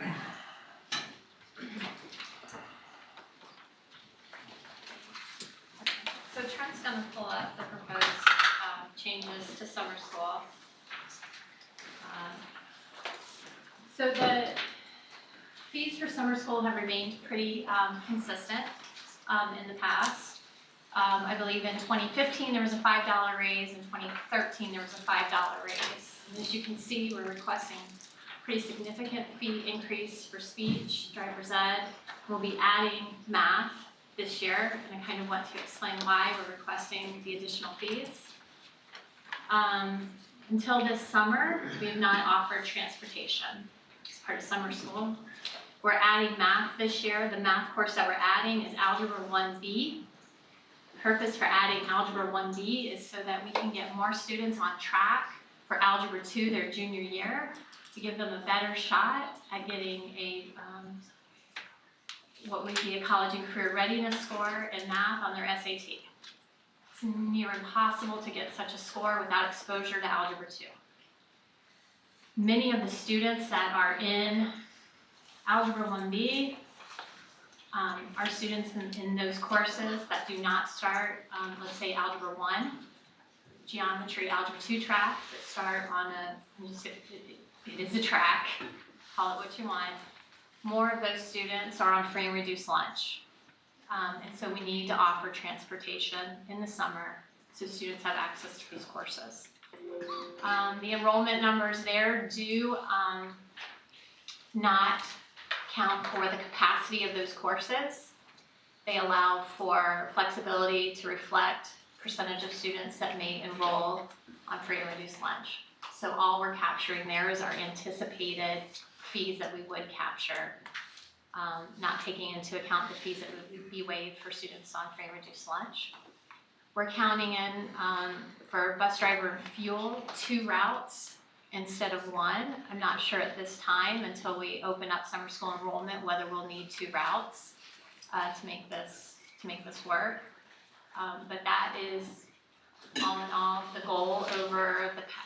Since summer school was created, the goal has always been to try to make summer school pay for itself.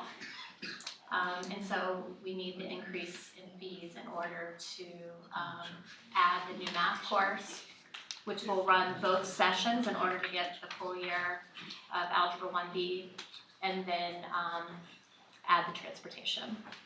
So speech is a 3-week course covering a semester. PE is a 3-week course covering a semester of content. Driver's ed is 4 weeks. That's why it's slightly reduced, and it's a shorter time period in terms of the length of the class per day. And then the math course will run both sessions 1 and 2 for a total of 6 weeks for the full. So math is longer. It's got to be to cover the entire content that they're going to need to be.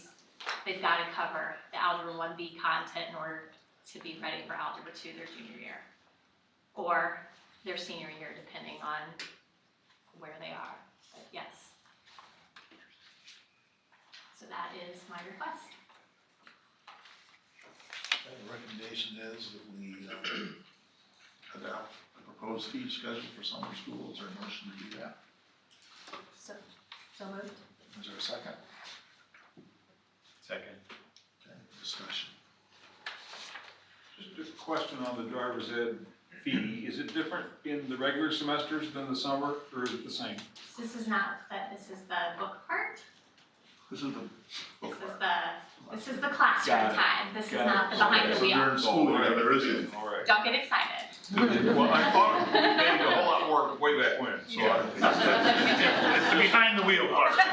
got it. So, It's where we risk people's lives in the car with new drivers. so do they pay a fee for the book part in the regular semesters? So it's just a summer-only charge? Gotcha. Help me remember, why was PE so much higher than everything else under the old structure?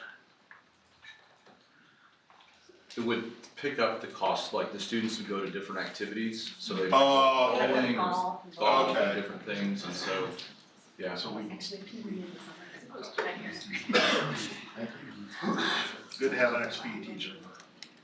Do these fees, how do they add into a family's capitation?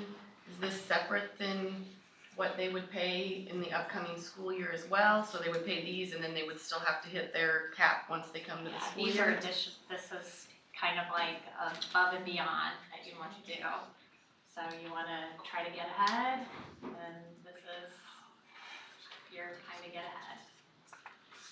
But all of these courses are offered during the school year for free, and they work in everybody's schedule, and you can still get through your 4 years of school taking no summer school. Is the increase just because of the transportation, or would there be increase? It's also the Besides. increase in the math class. Costs is gonna be more expensive. An increase in a while either. Correct. And these fees are still, it's really hard, contacted a lot of other schools. You can't really do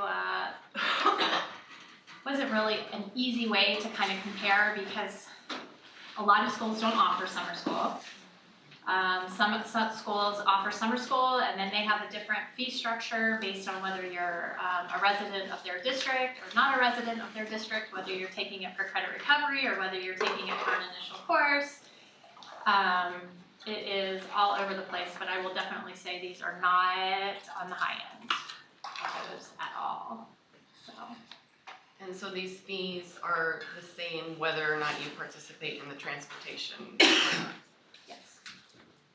And do we offer, like aid for people that would be on free and reduced lunch or something like We that? don't charge. Okay.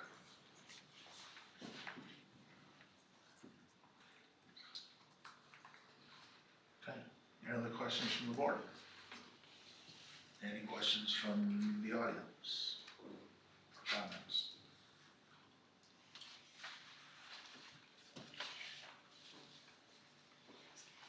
Okay, board, anything? Okay. Roll call vote, please. Larson, Yes. Hendricks, Yes. Giles. Yes. Hennessy, Yes. Keith, No? Schultz, Yes. McComb. Yes.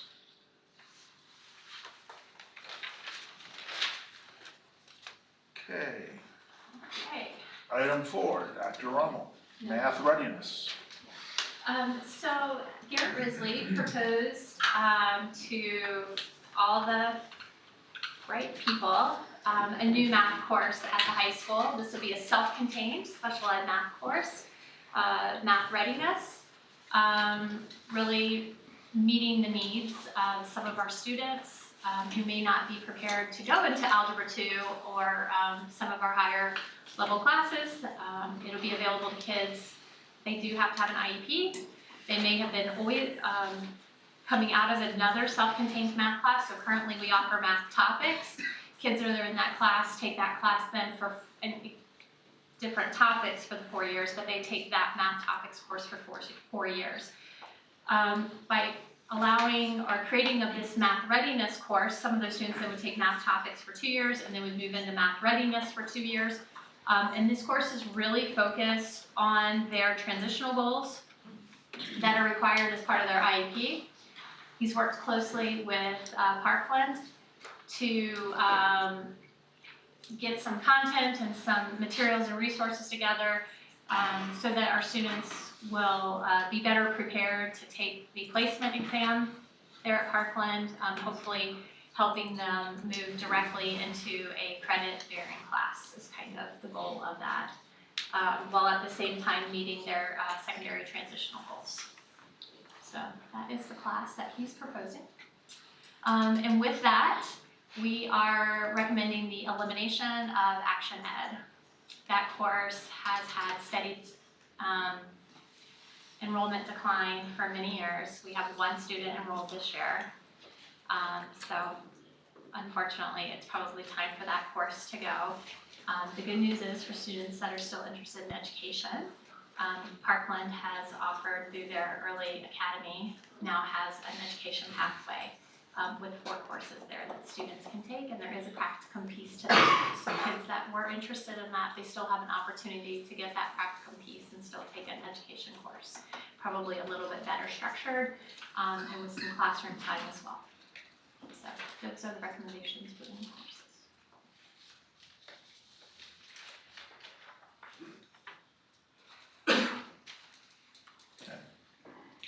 I move we approve the addition of the math and elimination of the action.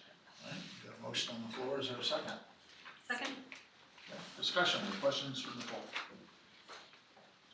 For what it's worth, as the board member that is assigned to that committee, I would recommend it.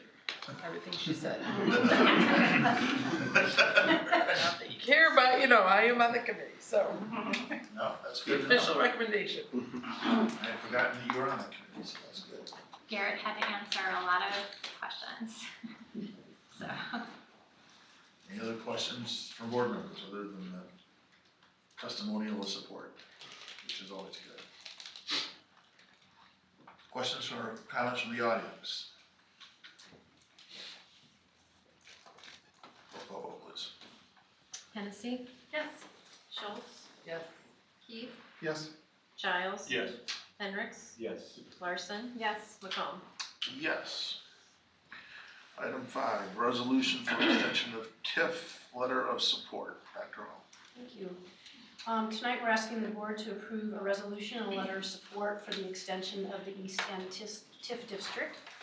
When we say extension, we mean for another 13 years.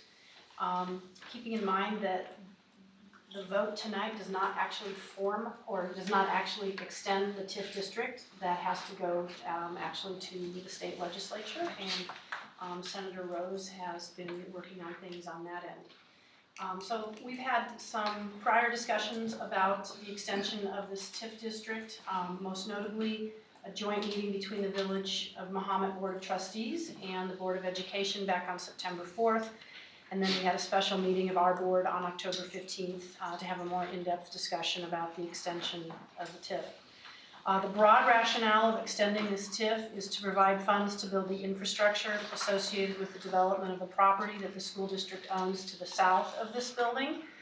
And then also the TIF extension would provide funds to extend South Mahomet Road east to Prairie View Road once the proposed railroad crossing is completed over South Mahomet Road. So there are some different documents in the packet. There's some maps, as well as the resolution and proposed letter of support. We also have quite a few folks here from the Village of Mahomet. Thank you for being here tonight to serve as resources in case the board has more questions. So we'll open it up for that. All right. I know that there's people here who are in the room who are also part of this project. Before we discuss it, is there a motion to approve the resolution for extension letter of support? So, second. A motion and a second. Okay, now we can discuss it. So, I think it's human nature to look at what's good for you. Heard that a lot in the community lately. You know, if this doesn't affect my kid, then I don't care about it. If it's not in my class, I don't care about it. And that's just human nature. And so when I sit back and I say, I'm Colleen Schultz, I live in Mahomet, I love living in Mahomet, right? And I look at this, I say, I want a road. I live on the south side of town, that road's gonna really help me. It will be great. My kids are old enough that they're not gonna come to school in any school that's built out here. They're not gonna be hit by a car if the road is too busy, they're not gonna, nothing's gonna happen. It has nothing to do with me, but yet I would drive on that road every day.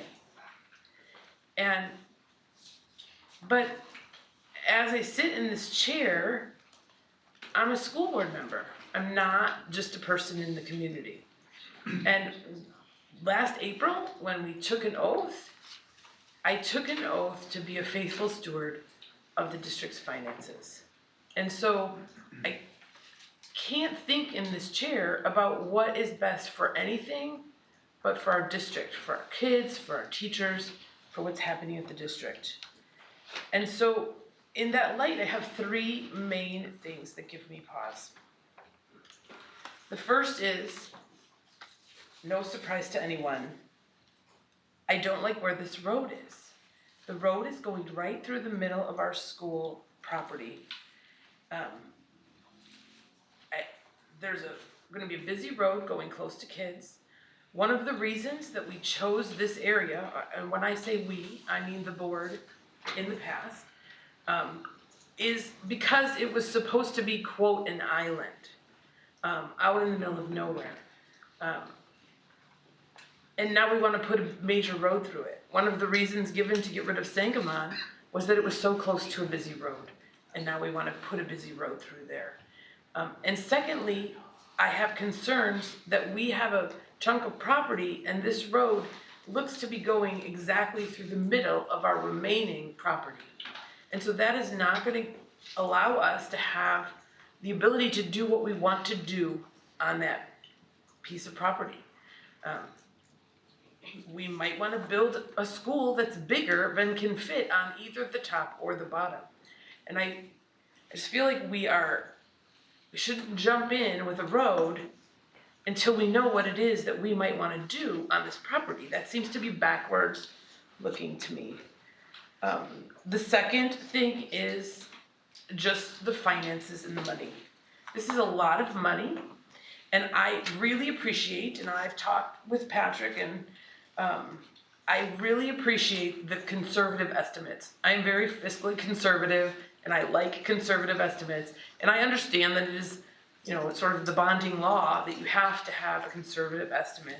And so I in no way am commenting on the use of the conservative estimate from the village, but to think that this TIF is going to have 2% growth, for bonding out, you want to use that estimate, but when we want to think about how this is actually going to affect us, it might be better to use, say, the average over the past 10 years. So if we look at what's happened in this TIF over the past 10 years, to the average amount, that's an 8.5% increase. And in point of fact, 1 year had a negative increase because Bridlebrook got reassessed, and every other year it's been over 2%. Some years even 21% and 17%. And so when we're deciding as a school district, we need to think, what is the more likely amount of money that we are going to give up? And the more likely money we will give up will be $6.5 million if we use the average number instead of the conservative number. And when we think about $6.5 million, that's not like $6.5 million from a bank account somewhere, your long lost savings. That's money that would be in the education fund, in the other funds. Not all of it would be in the education fund, but a majority of it would. And so what we're giving up to have this road is teachers and behavioral specialists and social workers and reduced class sizes and all of these things, and textbooks and copies and new desks, and which I know is not from the ed fund, but another fund that would give the money. We are giving up $6.5 million. And we just entered into another TIF where conservatively the school district is gonna give up $10 million in that TIF, and that is a very conservative estimate of how much will be given up. And so,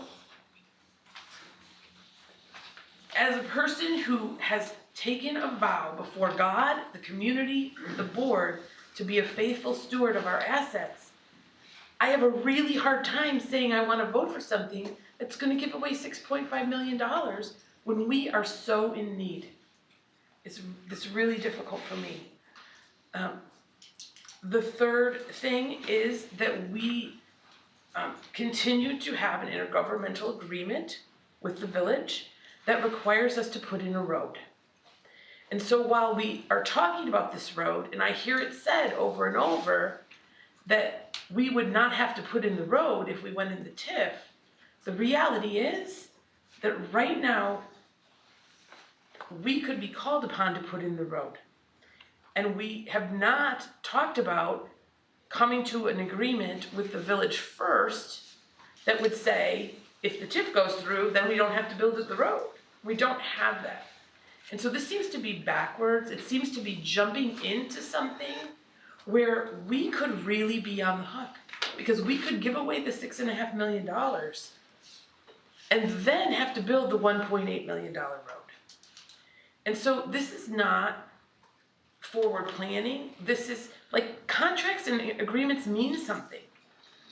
I know some people don't believe that, but it really does. Like, we really are on the hook for this.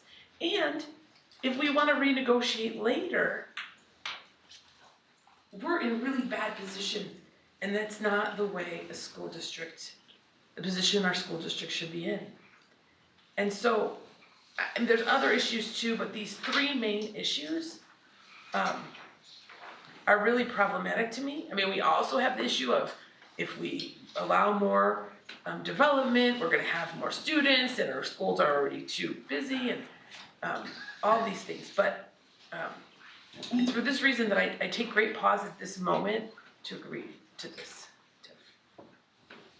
Is there any reason we can't table this to answer a few more of these questions? Does this have to be done tonight?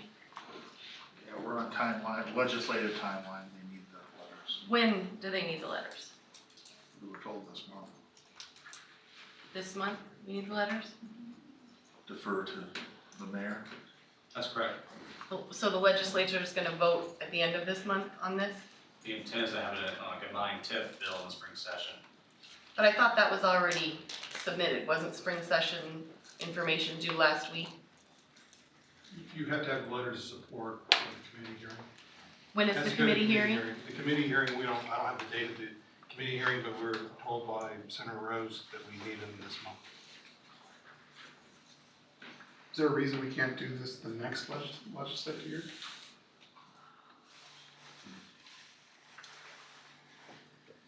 It's not advisable. Okay, why? TIF districts, regardless of whether located all kind of combined TIF, you know, as far as the bill together, if we come in later, it'll be a standalone bill, which will likely be paired with other stuff. So, you know, you talk about TIFs when everybody else is talking about TIF statewide.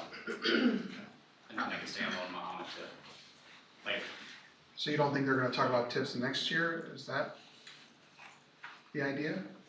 You said session, next year, sure you can delay it. I mean, I'm not gonna say no. What I'm asking is that how it works legislatively? Is there a certain time of year that they start talking about tips? My belief is in the spring session now. The other problem is not the clock running with the railroad on the crossing. That's correct too. The railroad crossing is being paid with the existing tip, is that right? That's correct. Not the extension. Correct. But they won't let us do that unless they don't build roads to it. We have to have a connection point. Can't build a railroad crossing to nothing. Right. So when we met in October, we had a really productive meeting. We started brainstorming about different ideas. Have any of those moved forward? One of them was talking about looking into a potential land swap, or one of them was talking about in the new IGA, making it a condition that once the road and the connection is built, that the TIF would be dissolved? Did that go anywhere? Nothing from our end. Personally, I'm not opposed to the TIF. I'm opposed to the school district giving money away that it doesn't know what it's going to. And that's why if we knew that the money the district is giving is going for this road and then it ends, I actually would be okay with it. But that's not what's happening in this case, and I think Dr. Schultz's estimate is more realistic in terms of what the real growth will be. Once that road gets paid for, the school district is still gonna be giving funds to this TIF district, and the school district is gonna have no control over those funds. I think that is not being financially responsible on our end. Do you want me to engage in the conversation or wait for the public? We still have 100% pass through on the commercial side, right? No, on the residential. Residential, On the residential. 50% on. Yeah, we 100% pass through on the residential, 50% on commercial. Can anyone speak to the $6.5 million number? Is that? There are multiple projections we've made and Right. it's correct that the 2% growth was our conservative estimate, which we collaborated with our bonding council that also looks at those numbers too. And we were with Right, we've got to base everything on the conservative. So that was for the bonding side of things. You know, I think the idea there is if we do meet averages, I think everybody in this community should be happy because that increased value for everybody within the district. I think the fact that gets lost with, regardless of if it's 2%, 4%, 8%, the gap is still the same. The pass-throughs don't change. If you achieve 8%, you'll get more money on in the pass-through side. So the gap doesn't change. So we can talk about as far as we get 8% instead of 6% growth in the TIF, we also get 8% on the growth in the pass-through as opposed to 2%. Nothing changes from the existing terms to the extension of the TIF. As far as the location of the road, I think it's important to note that there's always been a road planned in this area for our comp plan. When the school district came in and bought the property, the 70+ acres or whatever it was, there was already infrastructure planned. So there's going to be a road somewhere in this. There's always been an east-west road, just like this. East, west, north, south as well. Churchill's vision goes south past the road tracks to the south there. What's our timetable on the road right now if this all goes through this spring? The reason why we're even having this conversation now is because we're at the point where before we can even engage with the railroad crossing and that coordination that has to happen. Right. You mentioned time clock, and the time clock's 3-year window that once we commit to it, we have to build it. And we have to have something to connect to. So what we're looking at is before we can start that clock to have this conversation and have that move through, because from the village perspective, if the TIF extension gets approved, we'll go to bond and we'll build this. So we're looking at probably 2020, 21 design, 2022, 23 start construction. So and if we back off a year, another problem we have is in Champaign County, construction costs are exceeding the rate of inflation. The rate of increase in construction costs is exceeding the rate of inflation because we've got a shortage of subs here right now. So that's another disadvantage with waiting, even if we see whatever percentage increase we see, what we get for our money is gonna be less. It's gonna cost us more money to do it. We've always known that there would be an east-west road that would dissect the property at some point. Originally, the original plan had it further south. This has it more centered. Is there once we get this It was supposed to be down by the railroad track though. Yeah, once we get this rolling with the legislator, can we make some adjustments? Well, let's say we needed a few more acres on one side of the road to the other to accommodate what we want to do long term. Is there an opportunity between now and when we go out to bid on the roads to move it a little bit? yes, what you're looking at here is a very conceptual level map of the route. I will say the only thing that can't change really, based on what we've already looked at as far as design, which we've already started, is the crossing location of the railroad tracks and how that comes into. Well, it's got to come in there, and on the east side, it probably needs to go out about right there too, because that hits the property line over There is about a 300-foot window north or south for that east-west connection. That's all at this point it can adjust. Okay. As far as moving it further south or even trying to hug the railroad line there, it's not feasible based on topography and a myriad of other engineering reasons. So right now where it's at, again, is there a flexibility to answer your question directly? Yes. Are we locked into this location with any kind of TIF extension approvals? No. That's what design's for. You're looking at a very conceptual level at this point. In discussions that we've had, it was mentioned that we are still under the original intergovernmental agreement. And it's true that that agreement has not gone away yet. Correct. But as we've discussed back and forth, I think it's important to know that from the village's agreement, from the village's standpoint, giving up that agreement before we've got something suitable to go into place doesn't make sense for them.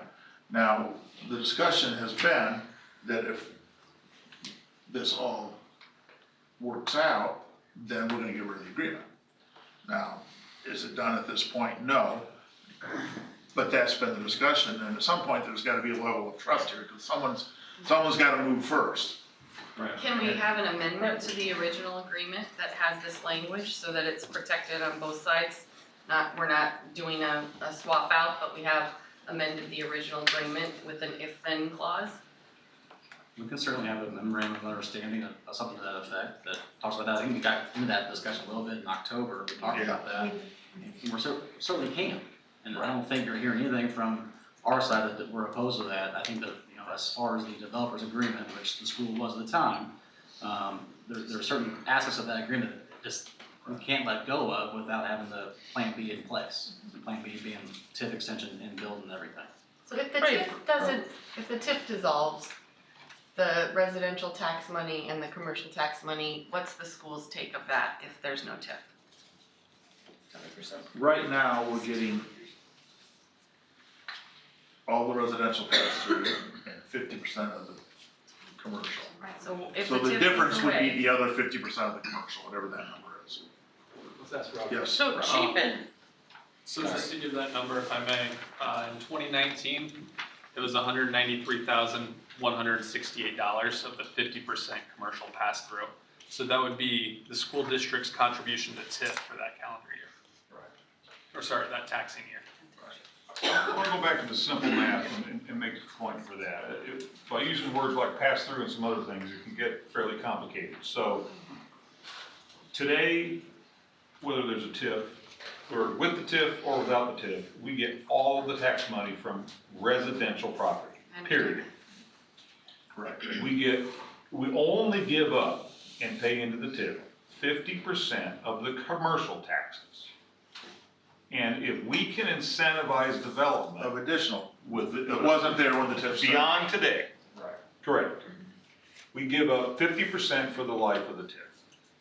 If we can accelerate that development and make something happen, we now have dollars we never had yesterday.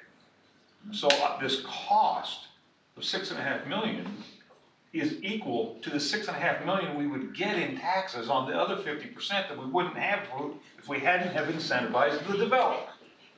Right. So the $6.5 million is kind of a. but it's a real number because. It's a real number, but that's the cost. We also get $6.5 million of income.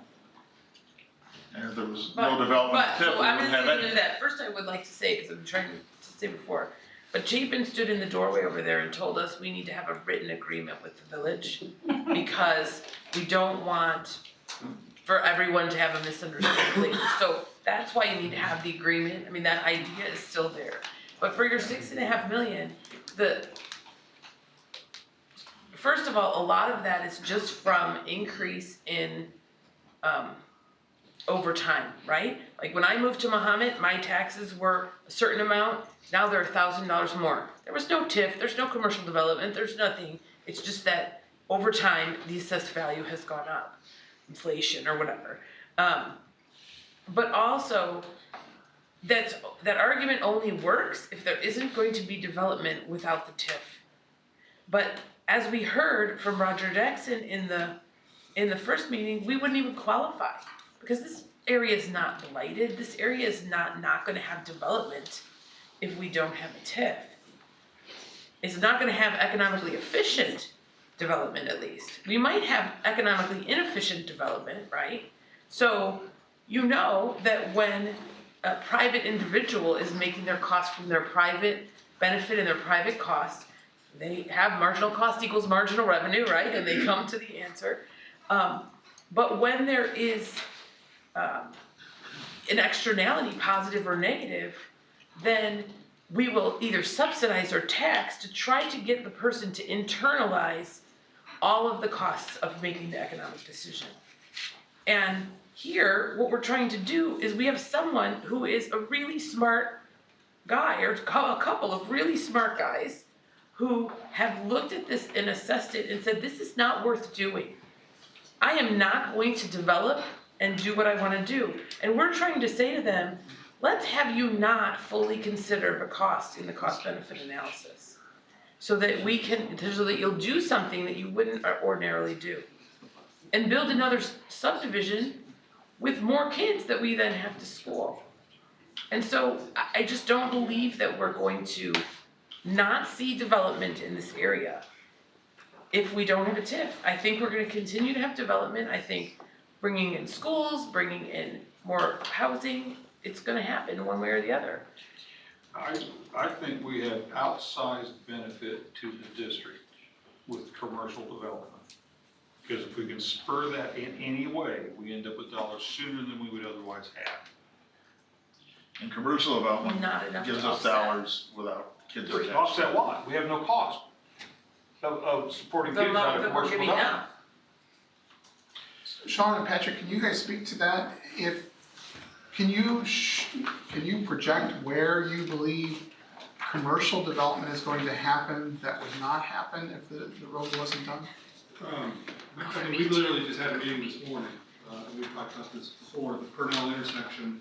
We were flat out told, without TIF incentives, that's not gonna happen. And that's the Purnell intersection. Which one is the Purnell intersection? By McDonald's. The intersection where McDonald's and the gas stations. That's why I did a different map. But they're not gonna develop there if we don't have a road? TIF incentives, you're talking about excess money, what will you do with excess money? There's lots of things with anything that goes above and beyond paying for just this road. If the TIF district grows like we've seen it growing now, yes, there's gonna be lots of excess money, more than the 2%. I mean, we all agree that if we keep going the way it's been going, we're gonna see more than 2%.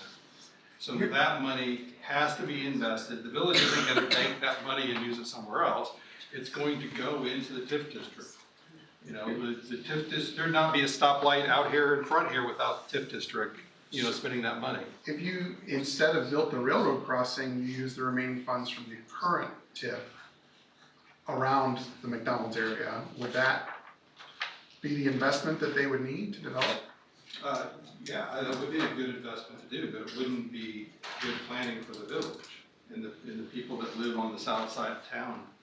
It'd be poor planning from our. Well, and we need the crossing to develop the south end of our property at some point anyway, so. Yes. Crossing that does benefit us.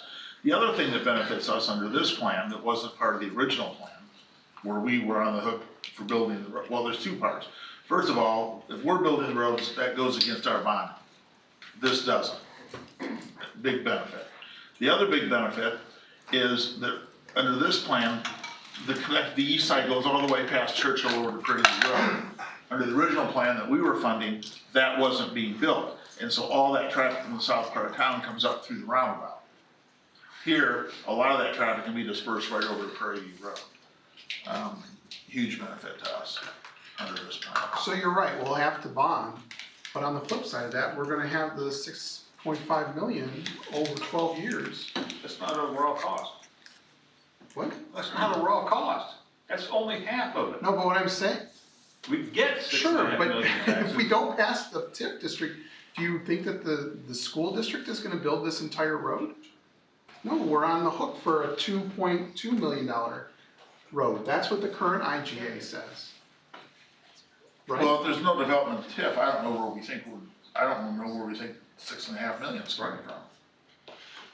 There's two We just sides. I mean, said that there'll be some money, but it won't be 6.5 million. we just said that if the road is not being built, they can't build the railroad crossing.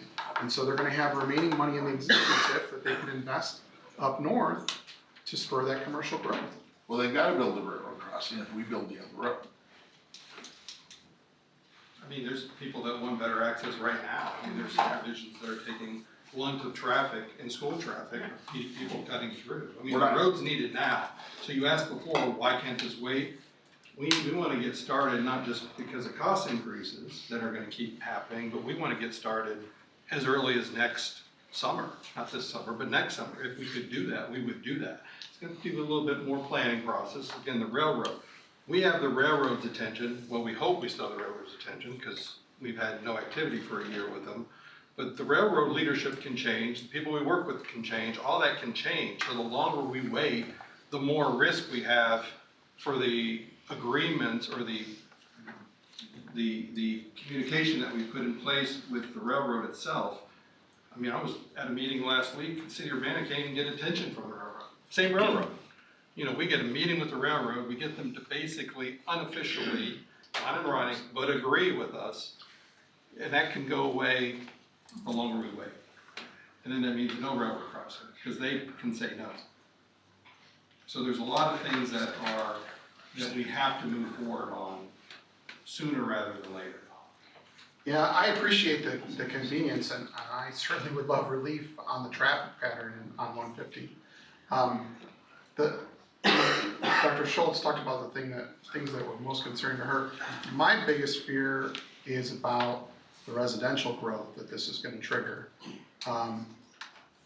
I don't think, if you look at that map, if that road goes in, you're going to have residential neighborhoods popping up all over that map. And there's neighborhoods to the southwest off that map that are underdeveloped because there's no connection there. And we're kind of a different taxing body than everyone else because residential developments are often financially a net loss for us. It costs us $9,000 per student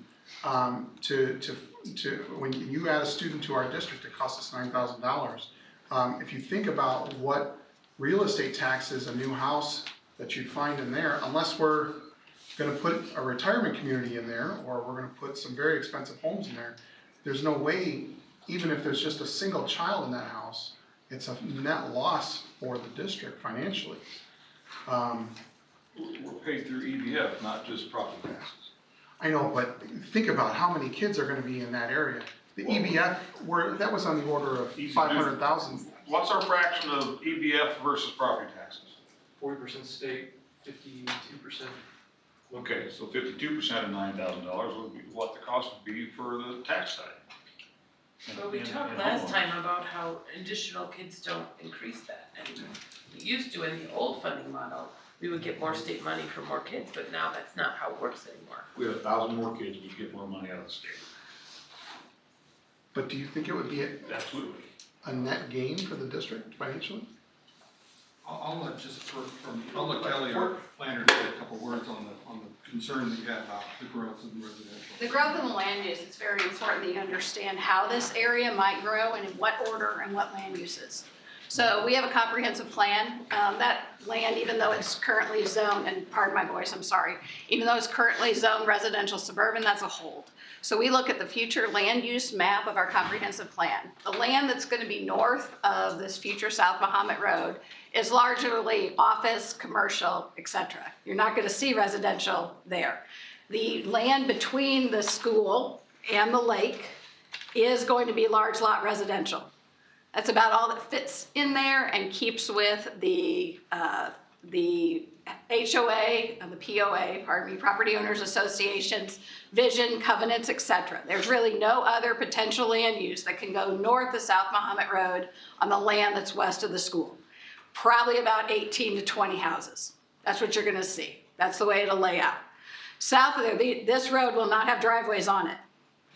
It is not gonna be structured that way. South of that, on the land that's west of the school, could be developed in one kind of potentially, actually, since you said retirement community, that's something that potentially could be there. There's enough land there to enable a private kind of development with some local access roads. So now on the east side, that we only have 2 landowners. So you need to understand that as well, because it's actually a very big deal. So north of that current road where it's positioned right now splits and is on the property line between those 2. The landowner to the south is Atkins. That's an agricultural hold. Up until even 6 months ago, they intend to keep that in agricultural production even after seeing this.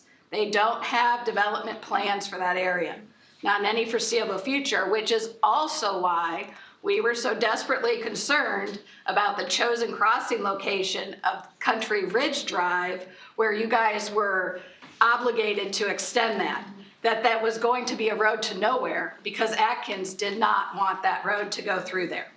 Okay? Not to mention that in engineering perspective, it wasn't even viable. So going farther north, that section about bisection, that's still consistent with our general planning principles, which is that we have a major collector road every quarter mile. No other area would we allow a long north-south parcel that you have to not have a public road through it. That secondary access, right now, you guys are obligated to build what's called Secretariat. It's a very local road. It's the one that was gonna go there. It is access it's a secondary access, and right now the only access, for the property that's to the west of the school. Okay, so Secretariat being a low traffic street that you would have to be built, will basically essentially lock in residential development, probably a very low density on that remainder piece, but that is not financially feasible. So that developer also doesn't want your little Secretariat road. Doesn't seem to make sense. So when you go farther north, you have to understand how sanitary sewer and the drainage works. You have that huge drainage channel that you can see, okay? Where we put that intersection between South Mahomet Road and Churchill is very important. That's a primary intersection, potentially a 4-leg. We're showing it as a 3. That there can handle more traffic, probably has a traffic light on the corners that generates on the east side on Huffman and Atkins land. It is highly likely to be some kind of commercial development, not a residential, because it has that traffic.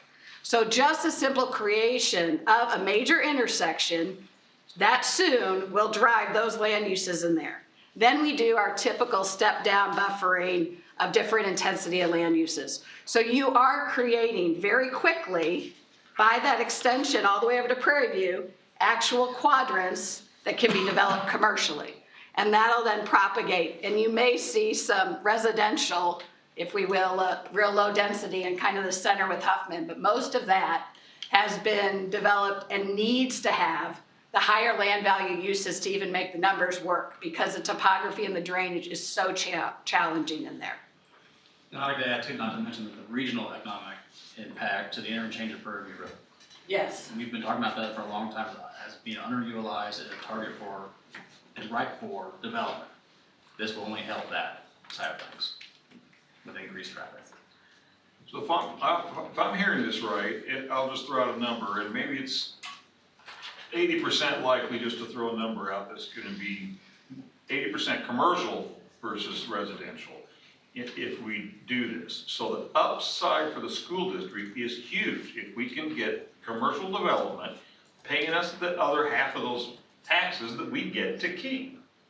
We get none of that money if we don't help this happen.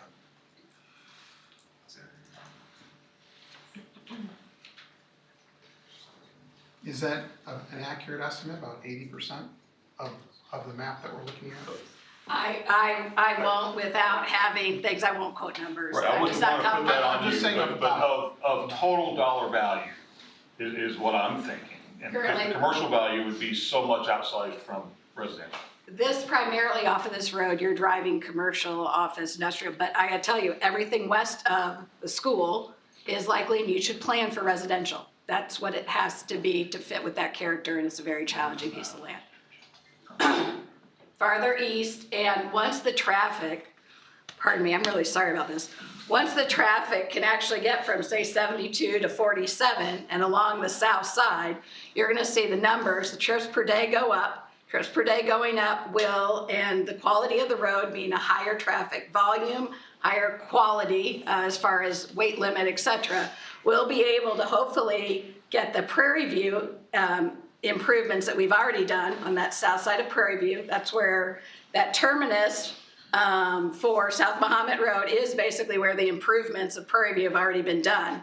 And it should create a new quadrant there too. So along there, we're not putting driveways on this road. So developers would have to come in and build roads to then front off of.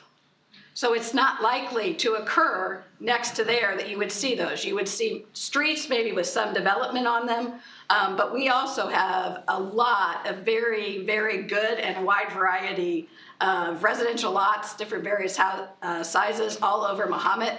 Right now, you know that we have multifamily that's being come on that should satisfy our demands for quite a while. So the demand just isn't there. So, but the population moving around in a more circulous manner will drive that access and the demand for those services and those off of those roads. So in the short term, you only have 12 more years. I mean, usually when you have a planner talking about a TIF, we do a forecast on a whole section. All right, so this is a little weird because it's only 12. What I will tell you is that your effective TIF right now is effectively over. Your TIF has not had any motivating factor for any developer for the last 2 years. So even though it's 23 years, your last 6 to 7 are basically have no value to outside people coming in trying to commit money to the community. So you kind of have to remember that. So really, when I look at 12 years, it's not that much time that there's a value out there to do it, but there's enough with what we can do in this area, with this road, in this time period, to be able to get that circulation.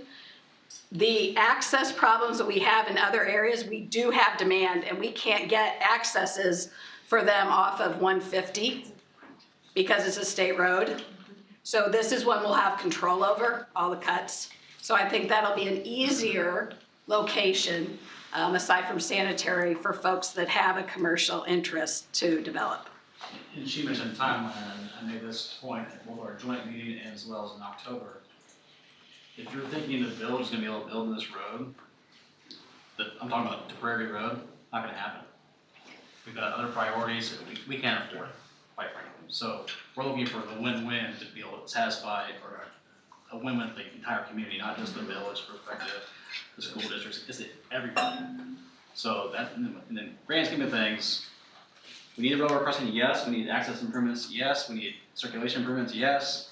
This checks all the boxes, and we're gonna add that other piece that I think will satisfy a lot more regional improvements or impact for folks. So that's where we're coming from. I think obviously the plan speaks to that. We've seen from the economic development side of things. How about without TIF? Well, I can remember Route 150 without TIF, or at least seeing pictures of Route 150 without TIF. It looks a lot different today than it did then. I argue that yes, development will still come, but to the level and to the quality, that's a different answer. Any other questions to the board? I know we got some folks out there that have some comments. All I've heard for the last 20 minutes is major thoroughfare right through property where we're gonna have kids. I don't know how to get past that concern. I've heard wide, heavy vehicles, lots of traffic, trying to move half of Mahomet through. I don't know how that is in line with the goal of buying an island and making sure that that property could be utilized to its fullest. We're about to put a road through a piece of property with no idea what else we want to put there. And it sounds like it's gonna be a major road. And we got rid of Sangamon because it was too close to busy roads. I can't figure out how to make these pieces of information work in this scenario when we couldn't make them work in the other scenario. Part of the deal is saying we can't right up against the road here, we've got a lot more to play with. You don't know. We don't even have any, we are actually putting a road through before we have any design for the rest of that land. part of our discussion with Diamond too was we didn't have any parking for that, so. No It parking, wasn't, yeah. there was no parking. I mean, you talk about safety, we lost all the parking, there was no parking for that, so you need to remember that. And to be fair, it was a landlocked spot on a state highway. That's not the same as a road going through this property. Got comments from the audience at this point? I have a question. Does Mahomet have a city planner? Have a what? A city planner? Yes, Kelly, you just She spoke. just was Oh, speaking there for you. Okay, I live outside of the village, so I'm not always acquainted with the people that run it. And I would just like to say that personally, I'm really not that interested in this village growing. I mean, if we move to Mahomet, yes, they have good schools. But the other thing is, it was a small town, and we like that small town feel. And I've heard that from numerous friends. One comment I have to make is, I think what's been missed here is that there's 45 acres there to the west of the school property that is privately owned. That owner has had that property marketed, it's zoned residential, we did have it under contract. If they would have moved forward, the school had had to build a Just about 2.5. whatever $1 million road immediately. But that property owner stepped back and said, let's try to figure out a way to reduce that obligation to the city or to the school, and has taken that off the market. But at some point, he's gonna wanna sell that property. And we are trying to create an innovative way to get it all done here. And I think we've done a really great job with it. But, if we don't want to move forward with it, great. He's going to sell that property and you're going to be forced to build a road to nowhere.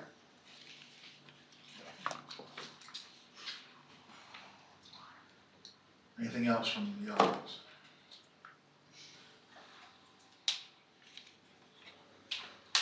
Other comments? Anything else from on the table? I've just taken time to speak with people from the library, the village, businesses, the fire, and Senator Rose, and I am in favor of it based upon gathering that information. I've been around this community since 1997. I did not move here until 2006, but I worked in the schools. And I think it's what's best. I understand the whole money thing, but you have to spend money to get money. And we pay our taxes here for our schools, and if we have an opportunity to have some support with that, which has been trying to be created with partnerships. We've talked for several years now about wanting to have a collaboration within our community and our schools.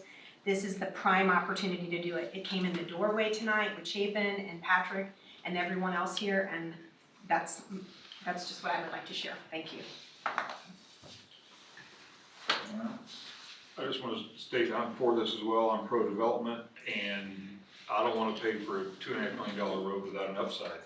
And the only way we're going to have this upside is to extend this TIF. Well, I'm just gonna say again that there's two different people that I am when I think about this, and I understand the village argument. I'm part of the village.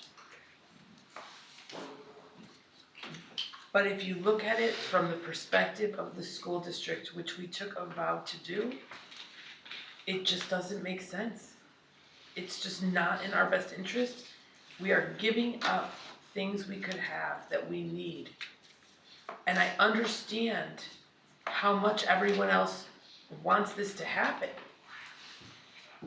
But they want it to happen at the expense of our kids and teachers. Colleen, And that's why I can't I do still don't that. get that. It's not a $6.5 million net cost to us. Because the other side comes to us in taxes. But it just doesn't come in the TIF, so it's not in the TIF balance, it is the expense sheet here. Well, it comes in as a disbursement to us. this is I just don't agree with that argument. I respect it, but I don't agree with it. It's a huge win for us. Anybody else got anything new to add? I appreciate the dialogue and discussion with openness of the community. Take the vote, please. Hendricks, Yes. Hennessy, no, Schultz, No? Larson, Yes. Giles. Yes. Keith, Yes. McComb. Yes. Item 6, approve bids for Fieldhouse and Mahomet-Seymour High School projects. Trent? We have Damien Schlitt from BLDD. All right, we've not taken a break yet. We will take, usually we take one at 8:30. I'm sorry. We'll take a 5-minute break.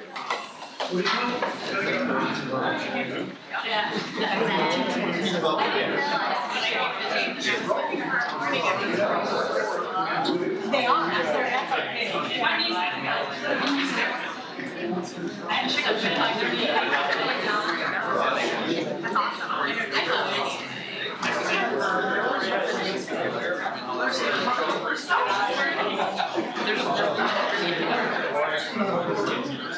Payments were great. I left so much money there.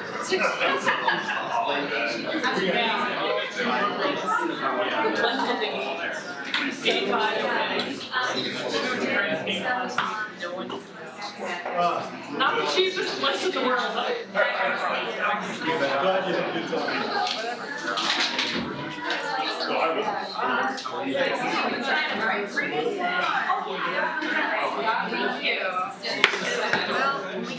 I totally forgot.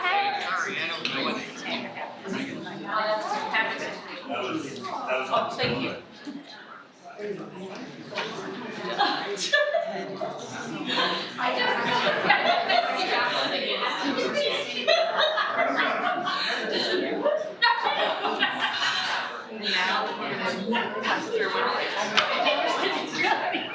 Like it's nothing. Just like, you know, money.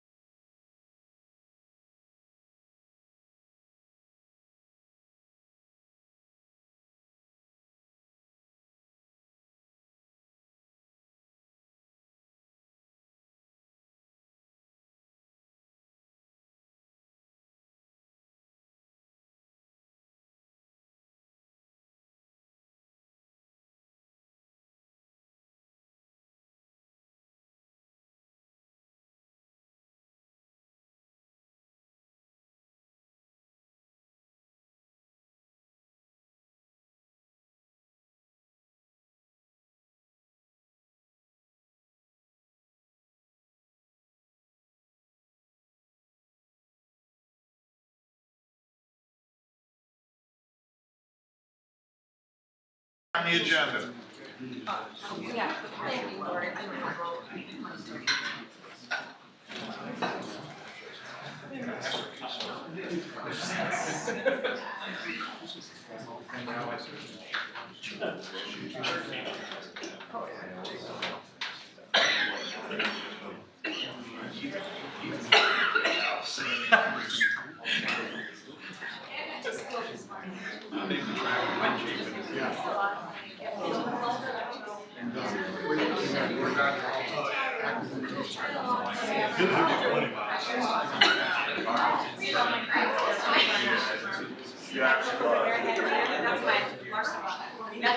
Those are things that are very important.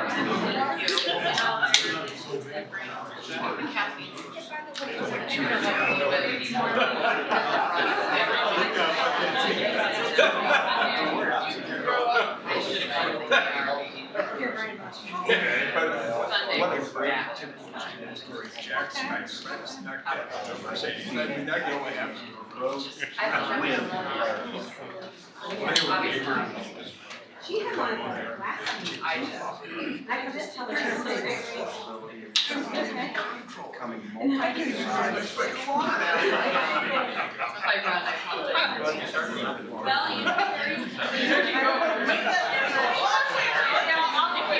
Just clear stuff, to just back it up a little bit. Back it up a little bit. I was just ready to bang and go without you. I keep an eye on them on the back. Their sleeves wide. All right. The record reflected is 9:36, and we're reconvening from our break. And we're at item 6, which is Fieldhouse and high school projects. Trent and Damien. All right, I'm gonna let Damien lead, talk about the bid opening and the projects themselves, and then talk about the funding after that. So I told Trent that if every bid were to come in lower than last year, he would have taken it. So I guess in this case, I'm not taking responsibility. So we opened bids last Tuesday for the Fieldhouse work, locker room renovation work, the stuff that we talked about. It's been a few months since we looked through it all. But open bids, we had a pretty good turnout. We had essentially 4 generals that showed up. They bid on different combinations of packages. I'll go through that detail here in a minute. One thing that I'm sure stood out to everybody from the beginning was that the bids came in higher than they did a year ago. There's a lot of extenuating circumstances to that. First of all, it's a year, so there's a year of inflation and increase of costs in general. You will notice, as with bidding anything, I mean, it's been a comment multiple times tonight, in Champaign County, ever since last March, February, March, April, Champaign schools started bidding out tens, hundreds of millions of dollars worth of construction. I've been feeling that even in projects as far west as Bloomington and Peoria. So was hoping that we want to see it across the board on these, but we have to this point. So looking at the bid tab, the way we broke it out, as I presented before, was really kind of in 7 different packages. This allowed different contractors to kind of it allowed us to decide which work we wanted to take, but it also allowed contractors to bid on a combination of those bids or all the work. The generals that bid on the work, Atkinson, Christie Foltz, Commercial Builders, and Felmy Dickerson. Felmy Dickerson only provided a combination bid, so that's why they don't have the bids for the individual packages. Highlighted on the sheet in yellow are the low bid amounts for each of those packages. So you'll see that if we, for instance, were to take bid package 1, Atkinson would be performing the work, where bid package 2 and 3 would be performed by Commercial Builders. So there will be multiple contractors on site, no matter what, if bids were to be approved. Based on this information, as we went through it, looking at the overall project budget, in order to do all work, we are beyond those available funds that we are currently budgeting towards, as far, and I'm sure I'll get into that a little bit, as far as the financing side. So it really depended on us having some conversations with administrators in the building, the district leadership team, myself, as far as what pieces kind of should happen together, or really kind of need to happen together. And that's where the letter that was included in there kind of highlighted that. That's above here, right? So while we identified those low bids, the recommendation that we were giving based on, again, relationship of projects as well as available funds was looking at bid package 1, which is the general Fieldhouse finishes. So that's the paint, graphics, Tectum panels to cover up the exposed insulation above the concrete walls, as well as the alternates in that space, which were the upgrades to lighting, the replacement or the installation of Tectum panels, and then the replacement of the existing HVAC units. There are 2 oscillating fans in the space that were a part of that alternate. The second piece of this recommendation was that we would recommend completing bid package 2 for $97,000. This is the work for the Fieldhouse locker rooms. And with that, also taking bid packages 6 and 7. 6 and 7 is the work that we explored performing on contract pricing last year. Put out a very similar package of work as far as for the curtain replacement and the floor replacement, and got some favorable bids there with the way that would work. Bid package 6 and 7 would allow us to have that new floor surface, our new track, but also the controls would be upgraded for the operation of curtains. We'd have kind of top of the line control for that for ease of use, really just for the time saved for PE to be able to switch it over between activities. And as we talk more about community use of the space, the ability to quickly set up the space, drop baskets down, that type of thing is kind of important. So that's kind of our recommendation based on those relations. As the Fieldhouse is concerned, I wouldn't recommend that we do just the floor, for instance. Doing just the floor leaves us with the curtains still needing replaced, new finishes, new lighting upgrades still needing to then be performed in the future on top of our new floor surface. Similar with the curtain work, we want to make sure we've kind of cleaned up the space, done all the work about those before we replace those. So those 3 pieces of work really kind of work together and make sense to function together. I think if, for instance, we pushed off bid package 1 and the paint and lighting upgrades and those types of things, not only would we pay more due to inflation in the future and just rising costs, but it would be more difficult work to actually perform it. So, yeah. Did you have a No, I'm good. So we'll kind of phase into the actual bid scenarios. As what Damien talked about relates to other projects we've discussed this upcoming summer as well. So the top portion of the project side here does reflect what Damien just explained. Bid package 1, Fieldhouse painting, lighting upgrade, Tectum panels, HVAC, then just the Fieldhouse locker rooms, as opposed to the including the team and PE locker rooms as well. That would have been, that was $317,000 total, so we cut that back to the $97,900. The Fieldhouse lobby bathrooms, Fieldhouse floor, and the curtain and controls, and the goal height adjusters. And then I also included that 5% contingency that was included within BLE's their recommendation letter. I suggested carrying that much in contingency for unforeseens. And then also the bottom 3 relate to other projects in high school office, secured entry, conference room, and then carpet replacement. We looked at those 2 items during the walkthrough. What was that, back in early October, maybe before that. Yeah, it was early October. And then also we walked through the industrial space. As we continue to kind of massage those numbers, talking with the vendors, it looks like that was going to be a little bit higher. I think we had $50,000 projected for that. The combination of the paint booth and the dust collection system. And as we continue discussing with those vendors, the price on that went up a little bit, but it's definitely still worth doing. It's a high need there. So that puts us at the 2020 projects total, $1,570,441. I'm going to switch over tabs to if it was the full meal deal here, all the projects at the bid amounts, it was close to 1.8 million. So again, the only difference would be this includes all the locker rooms, and and this would also include those batting cages that we decided to forego, given conversations last week. We know now from Mr. Rose's announcement earlier in the meeting that that might look a little different now. So I think that's something worth discussing. That exciting news. So the funding side of this, I'll go back to the recommended projects here. This is going to look a little different than it was in the last few meetings as well. We really dug in on what revenue sources we can really use for this. We've talked about, the $600,000 we have available in one-person sales tax facility funds. We have since heard from the foundation about a contribution they're willing to make of $56,000 toward the basketball hoop control system upgrade. So that is reflected on the project side, and then I included $56,000 for a generous donation from the foundation. District funds, I'll go back up to the school maintenance project grant at the last board meeting. The board approved, kind of gave the green light on us applying for that. We applied for that grant, and like a lot of districts in the state, we feel pretty confident with that. They allocated $44 million for that grant.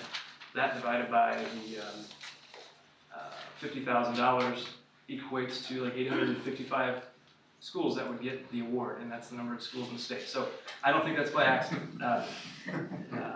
So I feel pretty good about that, so much that I included it on here. The district funds, like I said, we have $600,000, but $350 of that would be applied in cash toward the project. The other $250 would be the first year payment for the debt certificates.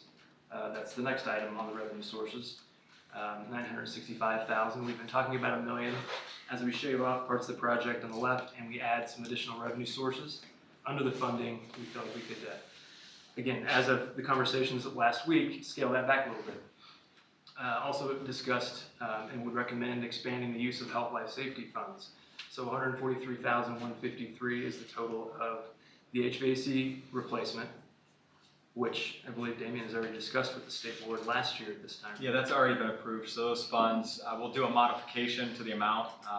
The interesting thing with this, just so everybody's aware, last year's bid, apparently the distributor forgot an entire unit. So last year's bid was about $35,000 or $32,000. It was essentially for half the work. There's actually 2 units, but that's already been approved through the state, so we can use those funds. Yeah, so in addition to those, with the help of Damien, we would then apply for the approximately $80,000 for the industrial arts replacements of existing systems for paint, booth, and desk collection. So we feel strongly that those would qualify, and those we have up to $225,000 this summer in health life safety funds that we can spend. We started to look at some roof replacement,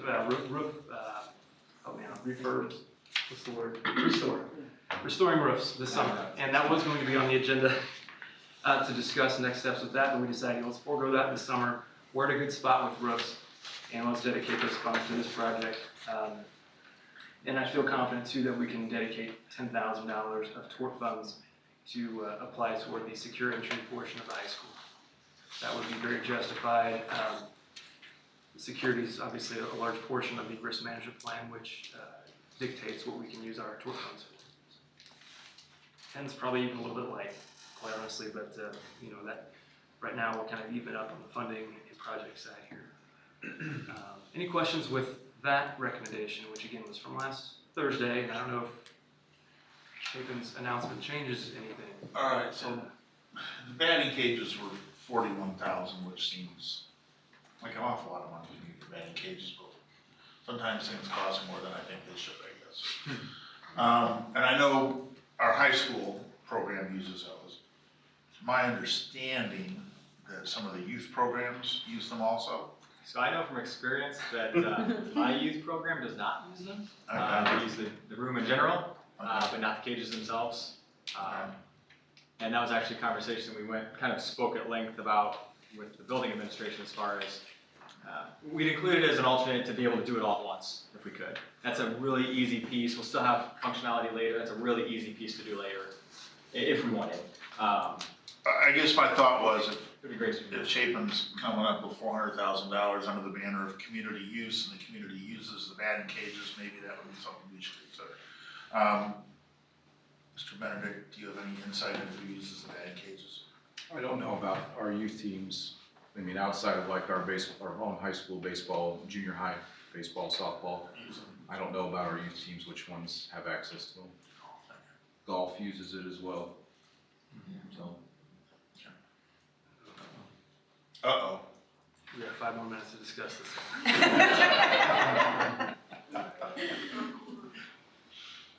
And then, I guess the other thing I'll throw out is the locker rooms, what's the price tag of locker rooms that we're not doing? $317,600. And I believe that was the base work for those. Let me go back and get that. In the email, it was suggested that we weren't doing the locker rooms because there's anticipated growth and maybe need for changes in the high school in the next 3 to 5 years, so I'm wondering if that's the best use of our money. If we still anticipate that growth and those changes, then maybe we don't need to put that money in those locker rooms.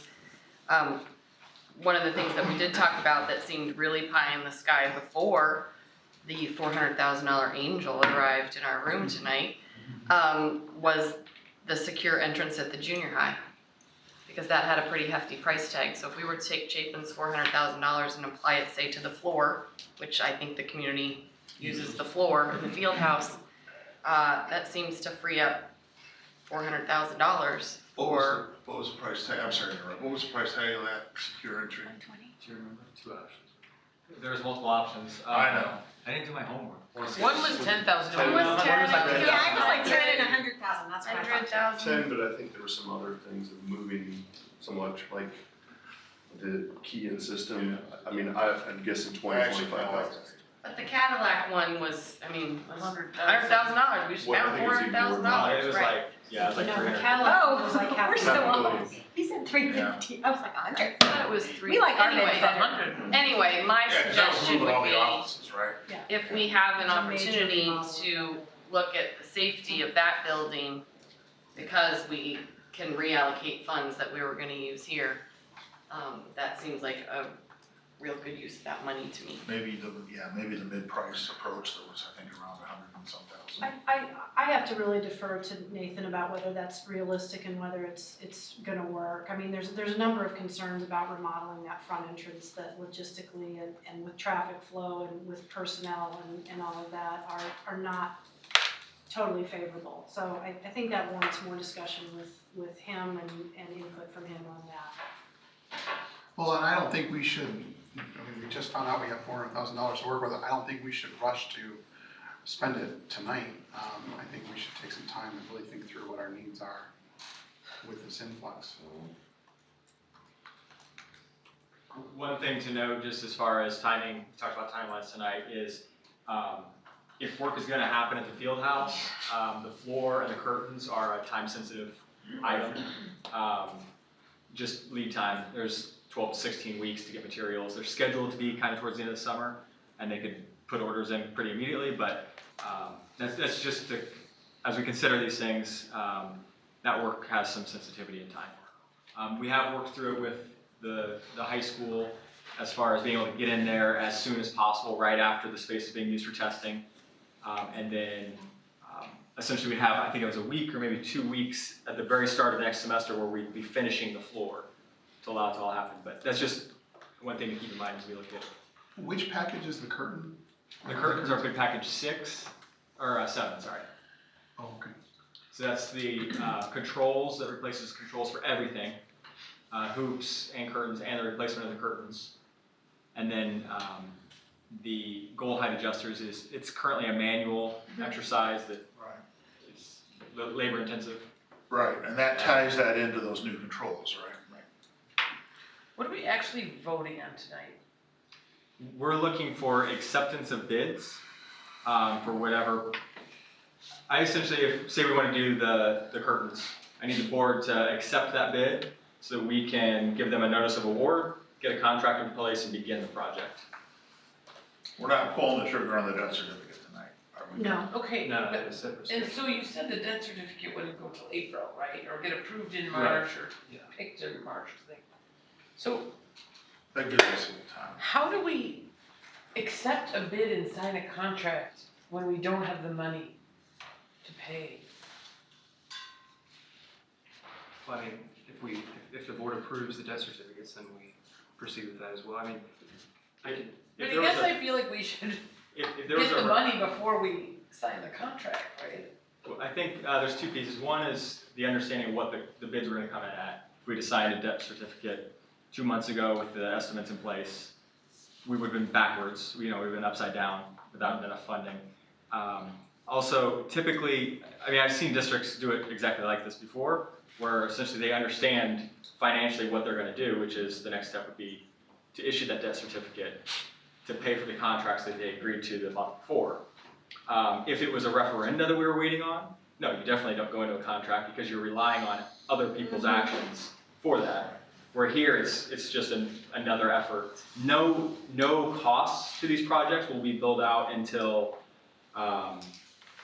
June or even July for many of these contracts. But We'll start. Okay, so we don't have to pay when we sign the contract. No, you pay as the work is completed. But we're essentially approving a debt certificate, basically, at this point. Yeah, tonight's And conversation. the $400,000 changes that potentially a little bit, but essentially we have to approve the money if we're gonna approve the bids. Yeah. So. the projects were approved. Well, and we're gonna make, the plan was, because we kind of heard rumblings about this being out there, and we still don't know the timing on the 400,000. But the deal would be, we'd order those as a callable, right? So That is the adjustment, so now they would be we want callable to take debt certificates. We call them- some or all of the 400,000, put it against them, we could. That being said, I would like maybe you and Nathan to talk more about the secured entry whole thing and what's really feasible and what's not, and what he thinks would work and not. Because I am inclined to agree with Megan, this is an opportunity to look at that. Mhm. And Yeah. that would be a good thing for the district. Kevin Hyde from Stiefel provided the schedule, no matter how much we issue in debt certificates, this would be the schedule moving forward. Next option would be, or the next date would be March 9th. And on that day, there's really only the decision of how aggressive is the payback. Do we do 3, 4, or 5 years? We've talked about that a couple times in previous meetings, and I'll go ahead and pull up the options. We've been looking at $1 million. This will be the $965,000. And no surprises. I mean, of course, you pay less interest when you pay it back quicker. At the rates, these TIC rates all in. Whoops, it's covering it. What are the rates? There it is. 2.5, yeah. The cheap borrowing. Yeah. But they are callable, and there's a premium built within that. You have to pay a little bit more to have them callable, but. That's a callable rate. Right. Okay, great.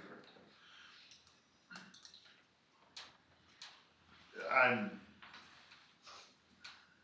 in favor of the recommendation. If we wait, the cost to do the work later is gonna go up. We know that, we've seen that in this last year. What's going on in Champaign County isn't slowing down anytime soon. And the rates are going up faster than the rate of inflation. And we can borrow money at essentially the rate of inflation. So why wouldn't, it just makes sense to me to do that.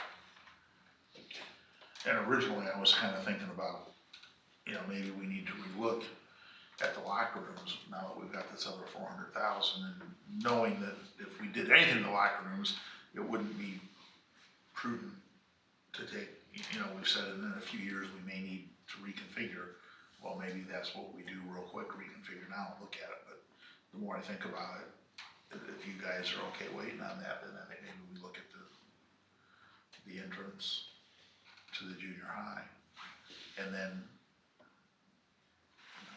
pay down some of that faster, the difference. So do we have a motion in front of us? I'd like to make a motion, if you don't mind. We don't have a motion yet. I move that the Board of Education accepts the following bid package combination and instructs BLDD Architects Incorporated to accept the lowest bids for these packages on behalf of the district. Package 1, Alternative 3, the HVAC replacement, estimated at $63,135. Package 6, the Fieldhouse floor, estimated at $578,460. Package 7, alternative 4, the goal height adjusters, estimated at $42,870. The 5% contingency for that work is $34,223. And the high school industrial arts project estimated at $80,000. The total amount is $798,688. And these projects will be funded by the following: $50,000 from the school maintenance project grant. That's the SMPG. $56,000 from the generous donation from the Mahomet-Seymour Education Foundation. They had asked for the hoop controls. $143,153 from Health Life Safety Funds. That was for the HVAC and the industrial arts. And Dawn, I know I gave you a printout of this already. I'm going to change it a little. $400,000 from the new funds that we had mentioned tonight.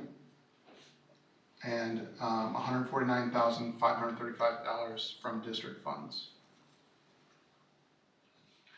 For all those folks in the audience, sorry, that's such a long motion to make. So no bid package 7, but alternate 4. So to be clear. Yes, so no bid package 7, thank you. So only the floor and not the curtains? Correct. The floor, the HVAC. The problem is we can't do alternate 4 without number 7, right? Right. You can't do you can't do alternate 4 without? No, Or you gotta have electronic controls. I think there's also the worry about damage to the floor if you do the curtains later. Yeah. Yeah. And it's a safety issue, I think, in my opinion, Ken, if you don't have the curtains, so when they're inside playing there, then they're gonna hit you outside on the track if you're walking. Okay, I don't want to look a gift horse in the mouth from the foundation. Yeah, and our donation was contingent upon curtains. I don't want to, I amend my motion to add bid package 7 as well. Well, I, appreciate you trying to be creative. I am prone to accept the recommendations that Trent has recommended for the night. Yeah, that's gonna all have to come from district funds, but it'll be less than the $600K. Well, we have no assurance of the 400 from the state. Right. So I don't know how we could put that into a approval based on that. Yeah. Mr. Rose seemed pretty confident. Seeing as. We got him on video. We got him on the hook. So, I'm sorry, is there a second on my motion? I'll second it so we can talk.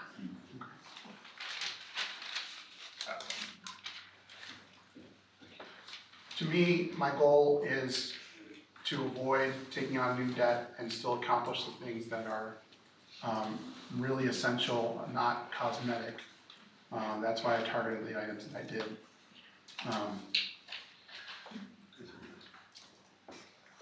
You're considering the Tecton panels covering up the installation as cosmetic? Unless, yeah. Is there another? Well, I think it helps, Helps with sound in there too. well, not just sound, but it protects the insulation a little bit too. You got people throwing balls around in there, you end up with an insulation issue too, so, it is beat up. So, to be clear, I like the other items on this list. I just want to live within our means. And we've got other things that are on the docket. We've got space issues across the district. The problem is we're gonna spend more later because the prices are going up.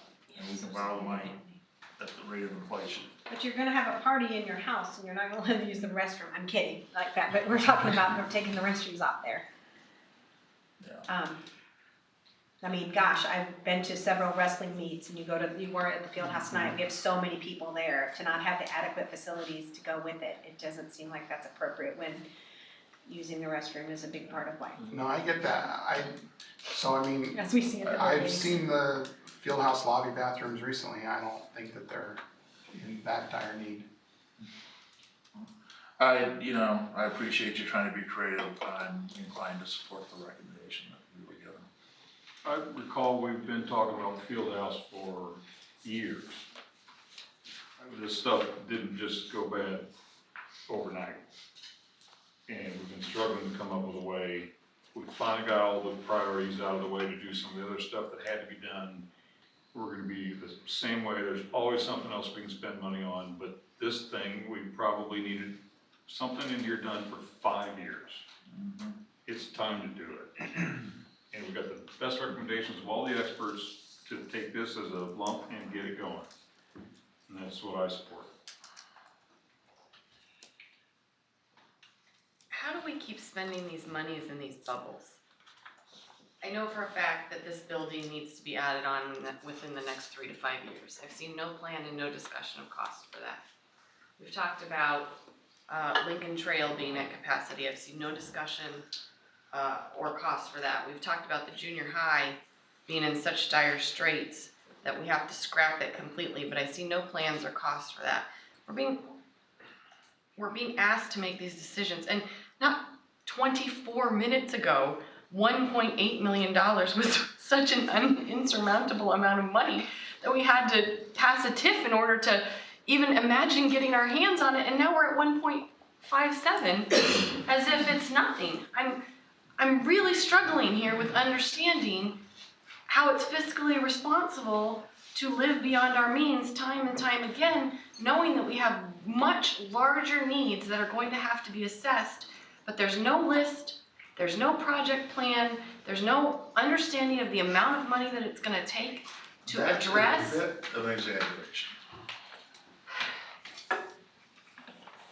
To sit here and repeatedly say there's no plans and no thoughts is misleading. I have not seen the plan. Where's the plan, Max? Where's the plan for this building being added onto? Do you have that? Why is it a fact that this thing has to be done something here in 3 years? I've not seen that either. It came in an I don't get email from Rick Johnston on his way out the door to the board. Did you not see that? I don't get it. We haven't talked about it. I haven't seen anything since. I don't see how that's a fact. Okay. If you look at the student growth numbers, we're gonna have to expand, or we're gonna have to have larger classes for our kindergarten, first and second. So it is true that there are space needs throughout the district, but this money here comes nowhere close to addressing what our space needs are. And for a year now, going back to really almost exactly a year ago with the previous board, we were on the launch pad with the community engagement initiative that had it gone through, we probably would have had some feedback at this point from our community about a long-term facilities plan and a strategic vision for this board. And that has been punted and the can's been kicked down the road numerous times on that. And this is a long-term big vision for a facilities plan that would address these needs for a long time.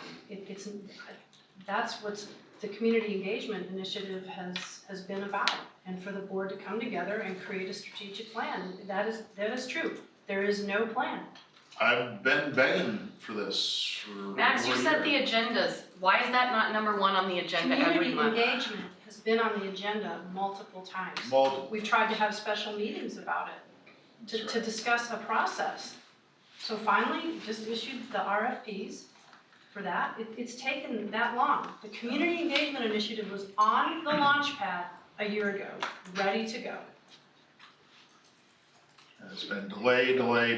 That put aside, I'm asking how we continue to spend this much money in these bubbles and feel like that's fiscally responsible to do. I don't consider it a bubble at all, and maybe this is just because of the time that I've been doing this thing. And I think, to be clear, we will always have pressure on finances and things to do around here because we're just that big, always. But this can's been kicked down the road for long enough too that I don't see how it's prudent to continue to kick that can down the road. We had it, were you finished? I'm sorry. Yep. We had it approved and had to go back and take it off the Yep. table because That's of a right. legislative We did. issue. So we had talked about it since I've been on the board. It was approved, ready to go, woo-hoo, it's gonna happen, and then legislative change, and then we had to go back, so. Well, and Trent just showed us that we've got a plan to pay this off, what, 3 years, 4 years? Quick, I mean, but honestly, And with the 400,000. with the 400,000, it could be sooner than that. Right, I think if you focus on a different project, this is community related, that's community related money, that goes away. This project is. And with seeing this, you know, we've got a huge increase in some of these bids. I think from year over year, you're gonna be looking at, you know, even greater increases. You're just pushing more costs down the road. For me, our job is to prioritize, and I think prioritizing painting the field house, as much as I would love to have the field house look beautiful, over adding space at these buildings. I mean, next year in Middletown, they're merging two of the, oh, I just lost the word. They're merging two of the, Special ed. thank you, special ed rooms into one because we have to add a class. I'm very grateful we're adding a class, we need that space, but that's telling you what we're bumping up against. And I would say we need to prioritize educational spending over cosmetic spending. The cost of painting the field house does not come anywhere close to addressing our Can I space make one needs. comment just in regards to all projects and kind of district-wide master planning? As I lead master planning efforts for multiple districts, one of the key items that the whole thing is about is not putting dollars in a place that you could foreseeably do something different in that space. As a community member and as the district's architect, this is a space that will always be a field house. In no master plan outline will we ever create a new field house. As far as the dollars attributed to this versus other things, I could not renovate a science lab for $150,000, one. So I just want to make sure, that's just my professional opinion and understanding of how these costs look. The functionality of a PE space like the field house, there's community outreach efforts, and I know that's a big piece tonight with the $400,000, but every single period, there are multiple classes that need to use these spaces. And you know, again, as a community member, but also as a district architect, these dollars, you know, not painting it now, it might sound like paint, we can't do it later. I mean, we can, but we're not gonna pay twice as much because now they have to protect the $600,000 floor we just put in there. And so it's about prioritizing, but it's also about doing it when the opportunity is there to be able to do them in tangent. So I didn't mean to interrupt, but those are just a couple pieces I want to make sure we. Well, it's also the lesser disruption. This sequencing to pull this off is about as bad as a junior high schedule. That sequencing is tight, so it's gonna bite us later if we don't do it.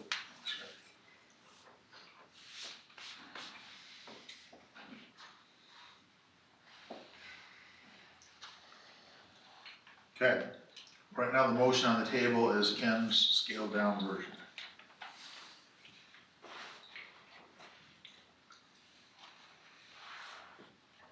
Is there comments from the public before we vote on that?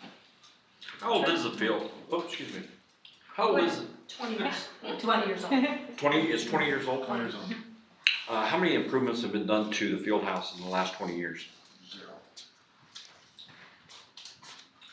Paint, It's time. it's time.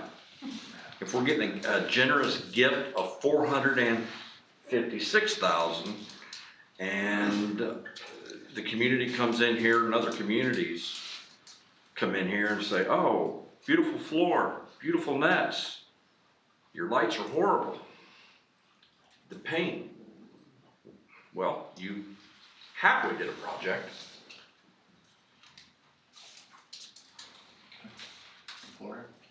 Trent, what was the difference in costs between last year and this year? Like, Yes. what was the increase? Yeah, so I have the 2019 bids alongside the 2020 here, it's kind of small. What's it about, like 13%? Well, I know the HVAC went up double, almost double. Yep. Can you see that, Gloria? The 2019 versus 2020? Okay, so that's about 45,000. No, this is a wrong one. I was gonna say. The floor and the bathroom ones are inverted. But what was the Yeah. total difference? So no, For some, everything, it was, Some of it wasn't included. It's like 13%, I think, was our overall. Overall increase. 13%. 13% increase from last year? And I mean, what I've seen, I've talked with CMs across the state, the past 3 years, we've seen 6, 7, 8% increase in costs just across the board. Like no relativeness to inflation, just that's increase. You do that 3 years in a row. Yes, this is year over year, but you know, those costs and some of these projects take time to catch up. so if we're looking at 6% It's not, a year minimum over the last 3 years and 13% this year, in fact, we can borrow the money at 2% and get it done, it's pretty significant. Actually saves money long term, when you look at it that way. It's a good question. And by the way, I hate to see you go, I think you've done a really professional job. Thank you. Appreciate it. I was here 20 years ago when they built Fieldhouse, and it was sold to the taxpayers because they had to vote on a referendum to pay for it. Yep. So I think that there is some responsibility for the upkeep of it for the community, not just the $400,000 that Jason's promised if we partner more with the community, but I think that we do owe it to the community to keep it in good shape. Well, I'd like to make a motion on top of this motion to just accept the package as it is and as it presented.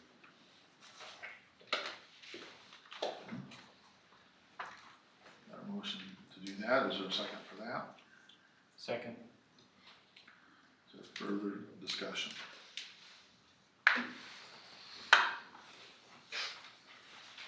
Anything else from there? sorry, so you amended his motion to include everything? As presented. As recommended.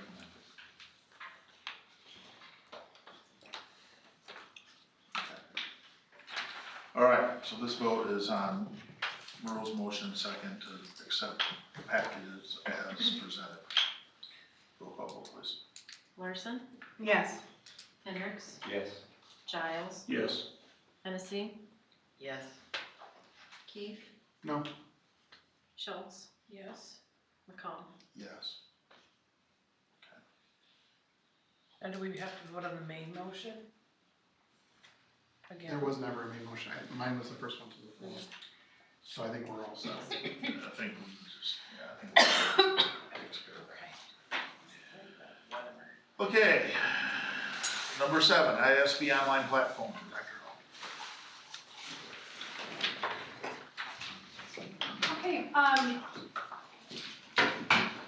back in December, I believe it was, the policy committee had a presentation from Angie Powell from the Illinois Association of School Boards on their online policy platform. I can't believe you're not staying for this. It's earth-shattering. This is the best thing of the night, right here. Okay, maybe not. And Maybe it is, I don't know. I'm showing an example of this. There are many districts across, I don't know the number, but many districts who are members of the IASB who use this. And it provides a much more user-friendly, accessible way for policies to be not only uploaded, but just presented to the public. So this is from the Morton School District, and this is what this would look like, obviously with our information and our logo. But the sections of the board policy manual are over here on the left-hand side.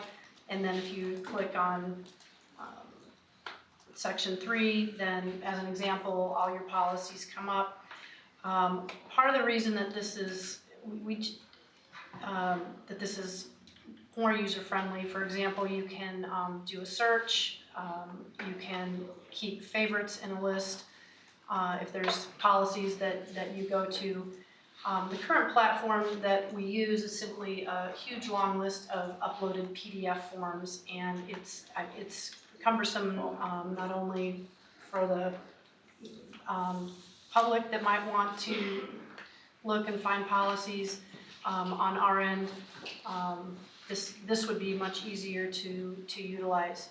So there is, overall, just think it makes policy much more accessible, easier to find, user-friendly, presents it to the public in a better way. There is a cost to it. It would be $22.50 per year to subscribe to this, meaning $2,250 per year. We already subscribe to Press Plus, which means we get a bit of a discount on this 10%, and they would waive the setup fee. And my recommendation would be to approve this starting July 1st, so for the next, moving ahead. Move approved. A motion to approve that. Is there a second? Second. A motion, a second, discussion. So this would make our policies completely searchable. Right. Is there a reason this has to be decided by the board? As opposed to, Just the normal spending you do out of your office, it seems like, you know, if you buy new software for your use, you don't put it before the board. Why is this before the board? well, the board has wanted to vote on spending $500 on self-evaluation sessions from the IASB, so judging by, which is fine, but I just was going by past Okay, I was conversations just with the asking. board. I mean, I just need, I would be happy not to bring this kind of thing to the board, but I also want to be open and straightforward about this type of thing. But in this particular case, I think this really benefits our public and would be an upgrade to how we present our policies. And us. Oh, yeah, us too. And us. Absolutely. Okay. Any other discussion, questions? Anything from the audience?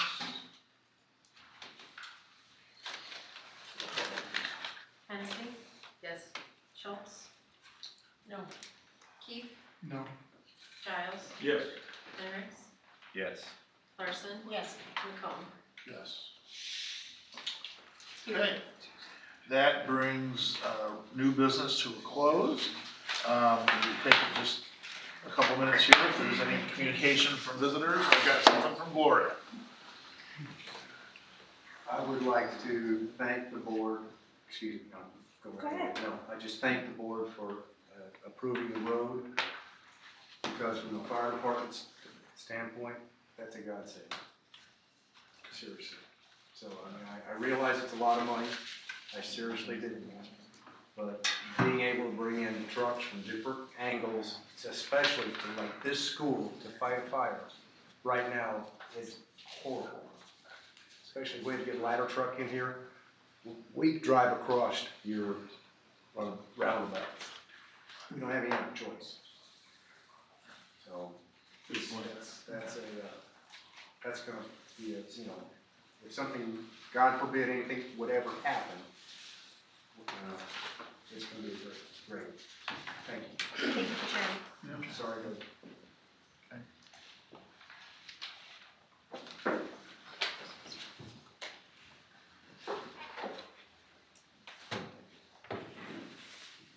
So I just wanted to have a chance to kind of apologize for my tone. Like I said, it's not often that I get that upset. But what I saw last month just really threw me over the roof. So I have been in lifelong Bible study. I don't belong to any religion. I study with whomever, and whoever wants to give me a lesson, I study with them. My background is, my major was psychology, it was child psychology. So one of the greatest things in psychology is not to listen, not to hear the other side, not to hear what people want to talk about.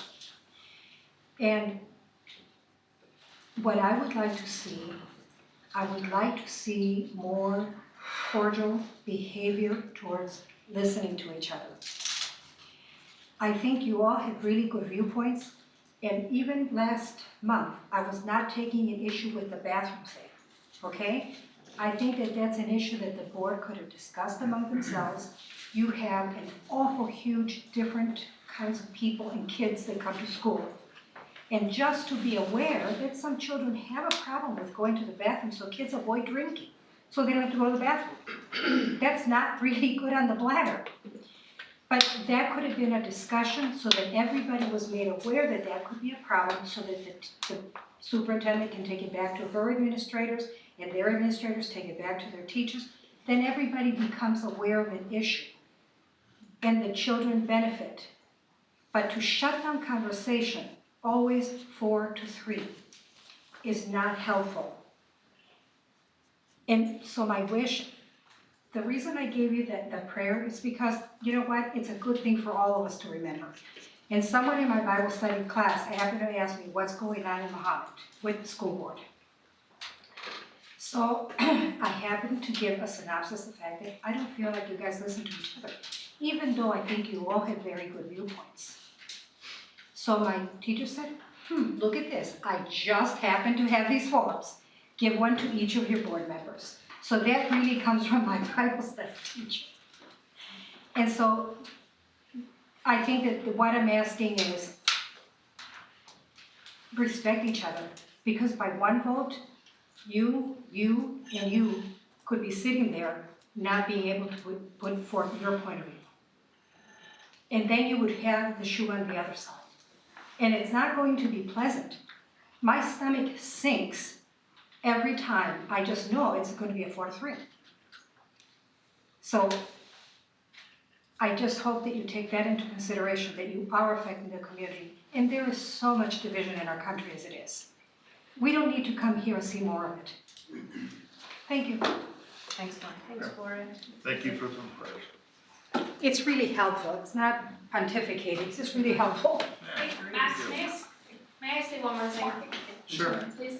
I just want to encourage the board, the situation that I talked about earlier, Ken asked, is there a policy? And Lindsay said, I don't think it's appropriate to discuss here. It's my understanding that this isn't the first time that this has happened. So I just would encourage you guys to think nothing in this town happens in a vacuum. Every time I hear about one situation, I hear about 10 more situations that are exactly the same. I don't know of any other trips that have been taken where there's been one chaperone, and I don't know about all of the situations where adults are left alone with kids. But I do know that across the board in churches and schools and other institutions, people are putting forth policies to ensure that kids aren't alone one-on-one with an adult, not just because something could happen to the kid, but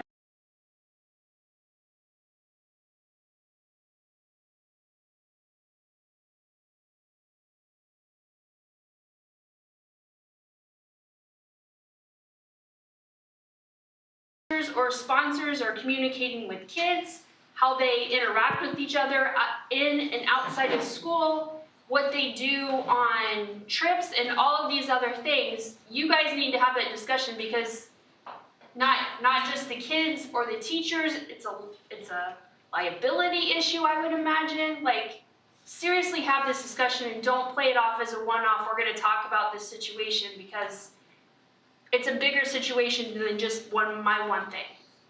And just to add to that, I don't know if you heard the news, but Boy Scouts of America filed for bankruptcy over the issue of sexual problems between adults and the boys. And I guess that issue's been around for a long, long time, and it just never got dealt with. So now it's huge, and now they're going bankrupt. Because of the many, and not only that, but now they've issued this outing that other kids, other parents can come forth and file more suits. All right. Well, thank you, everybody. We are going to need to go into closed session for number one, the appointment, compensation, discipline, performance, or dismissal of specific employees of the public body, including your testimony and complaint, lodged against employees determine its validity. Is there a motion? I'm sorry, is there a motion to go into closed session? Second. I'm sorry. Roll call vote, please. No, I don't have to make a motion. Jeremy? Yes, I get that, but I know of some. I carry drugs because my husband, all my kids Yes. are Yes. Schultz. And not- Parsons.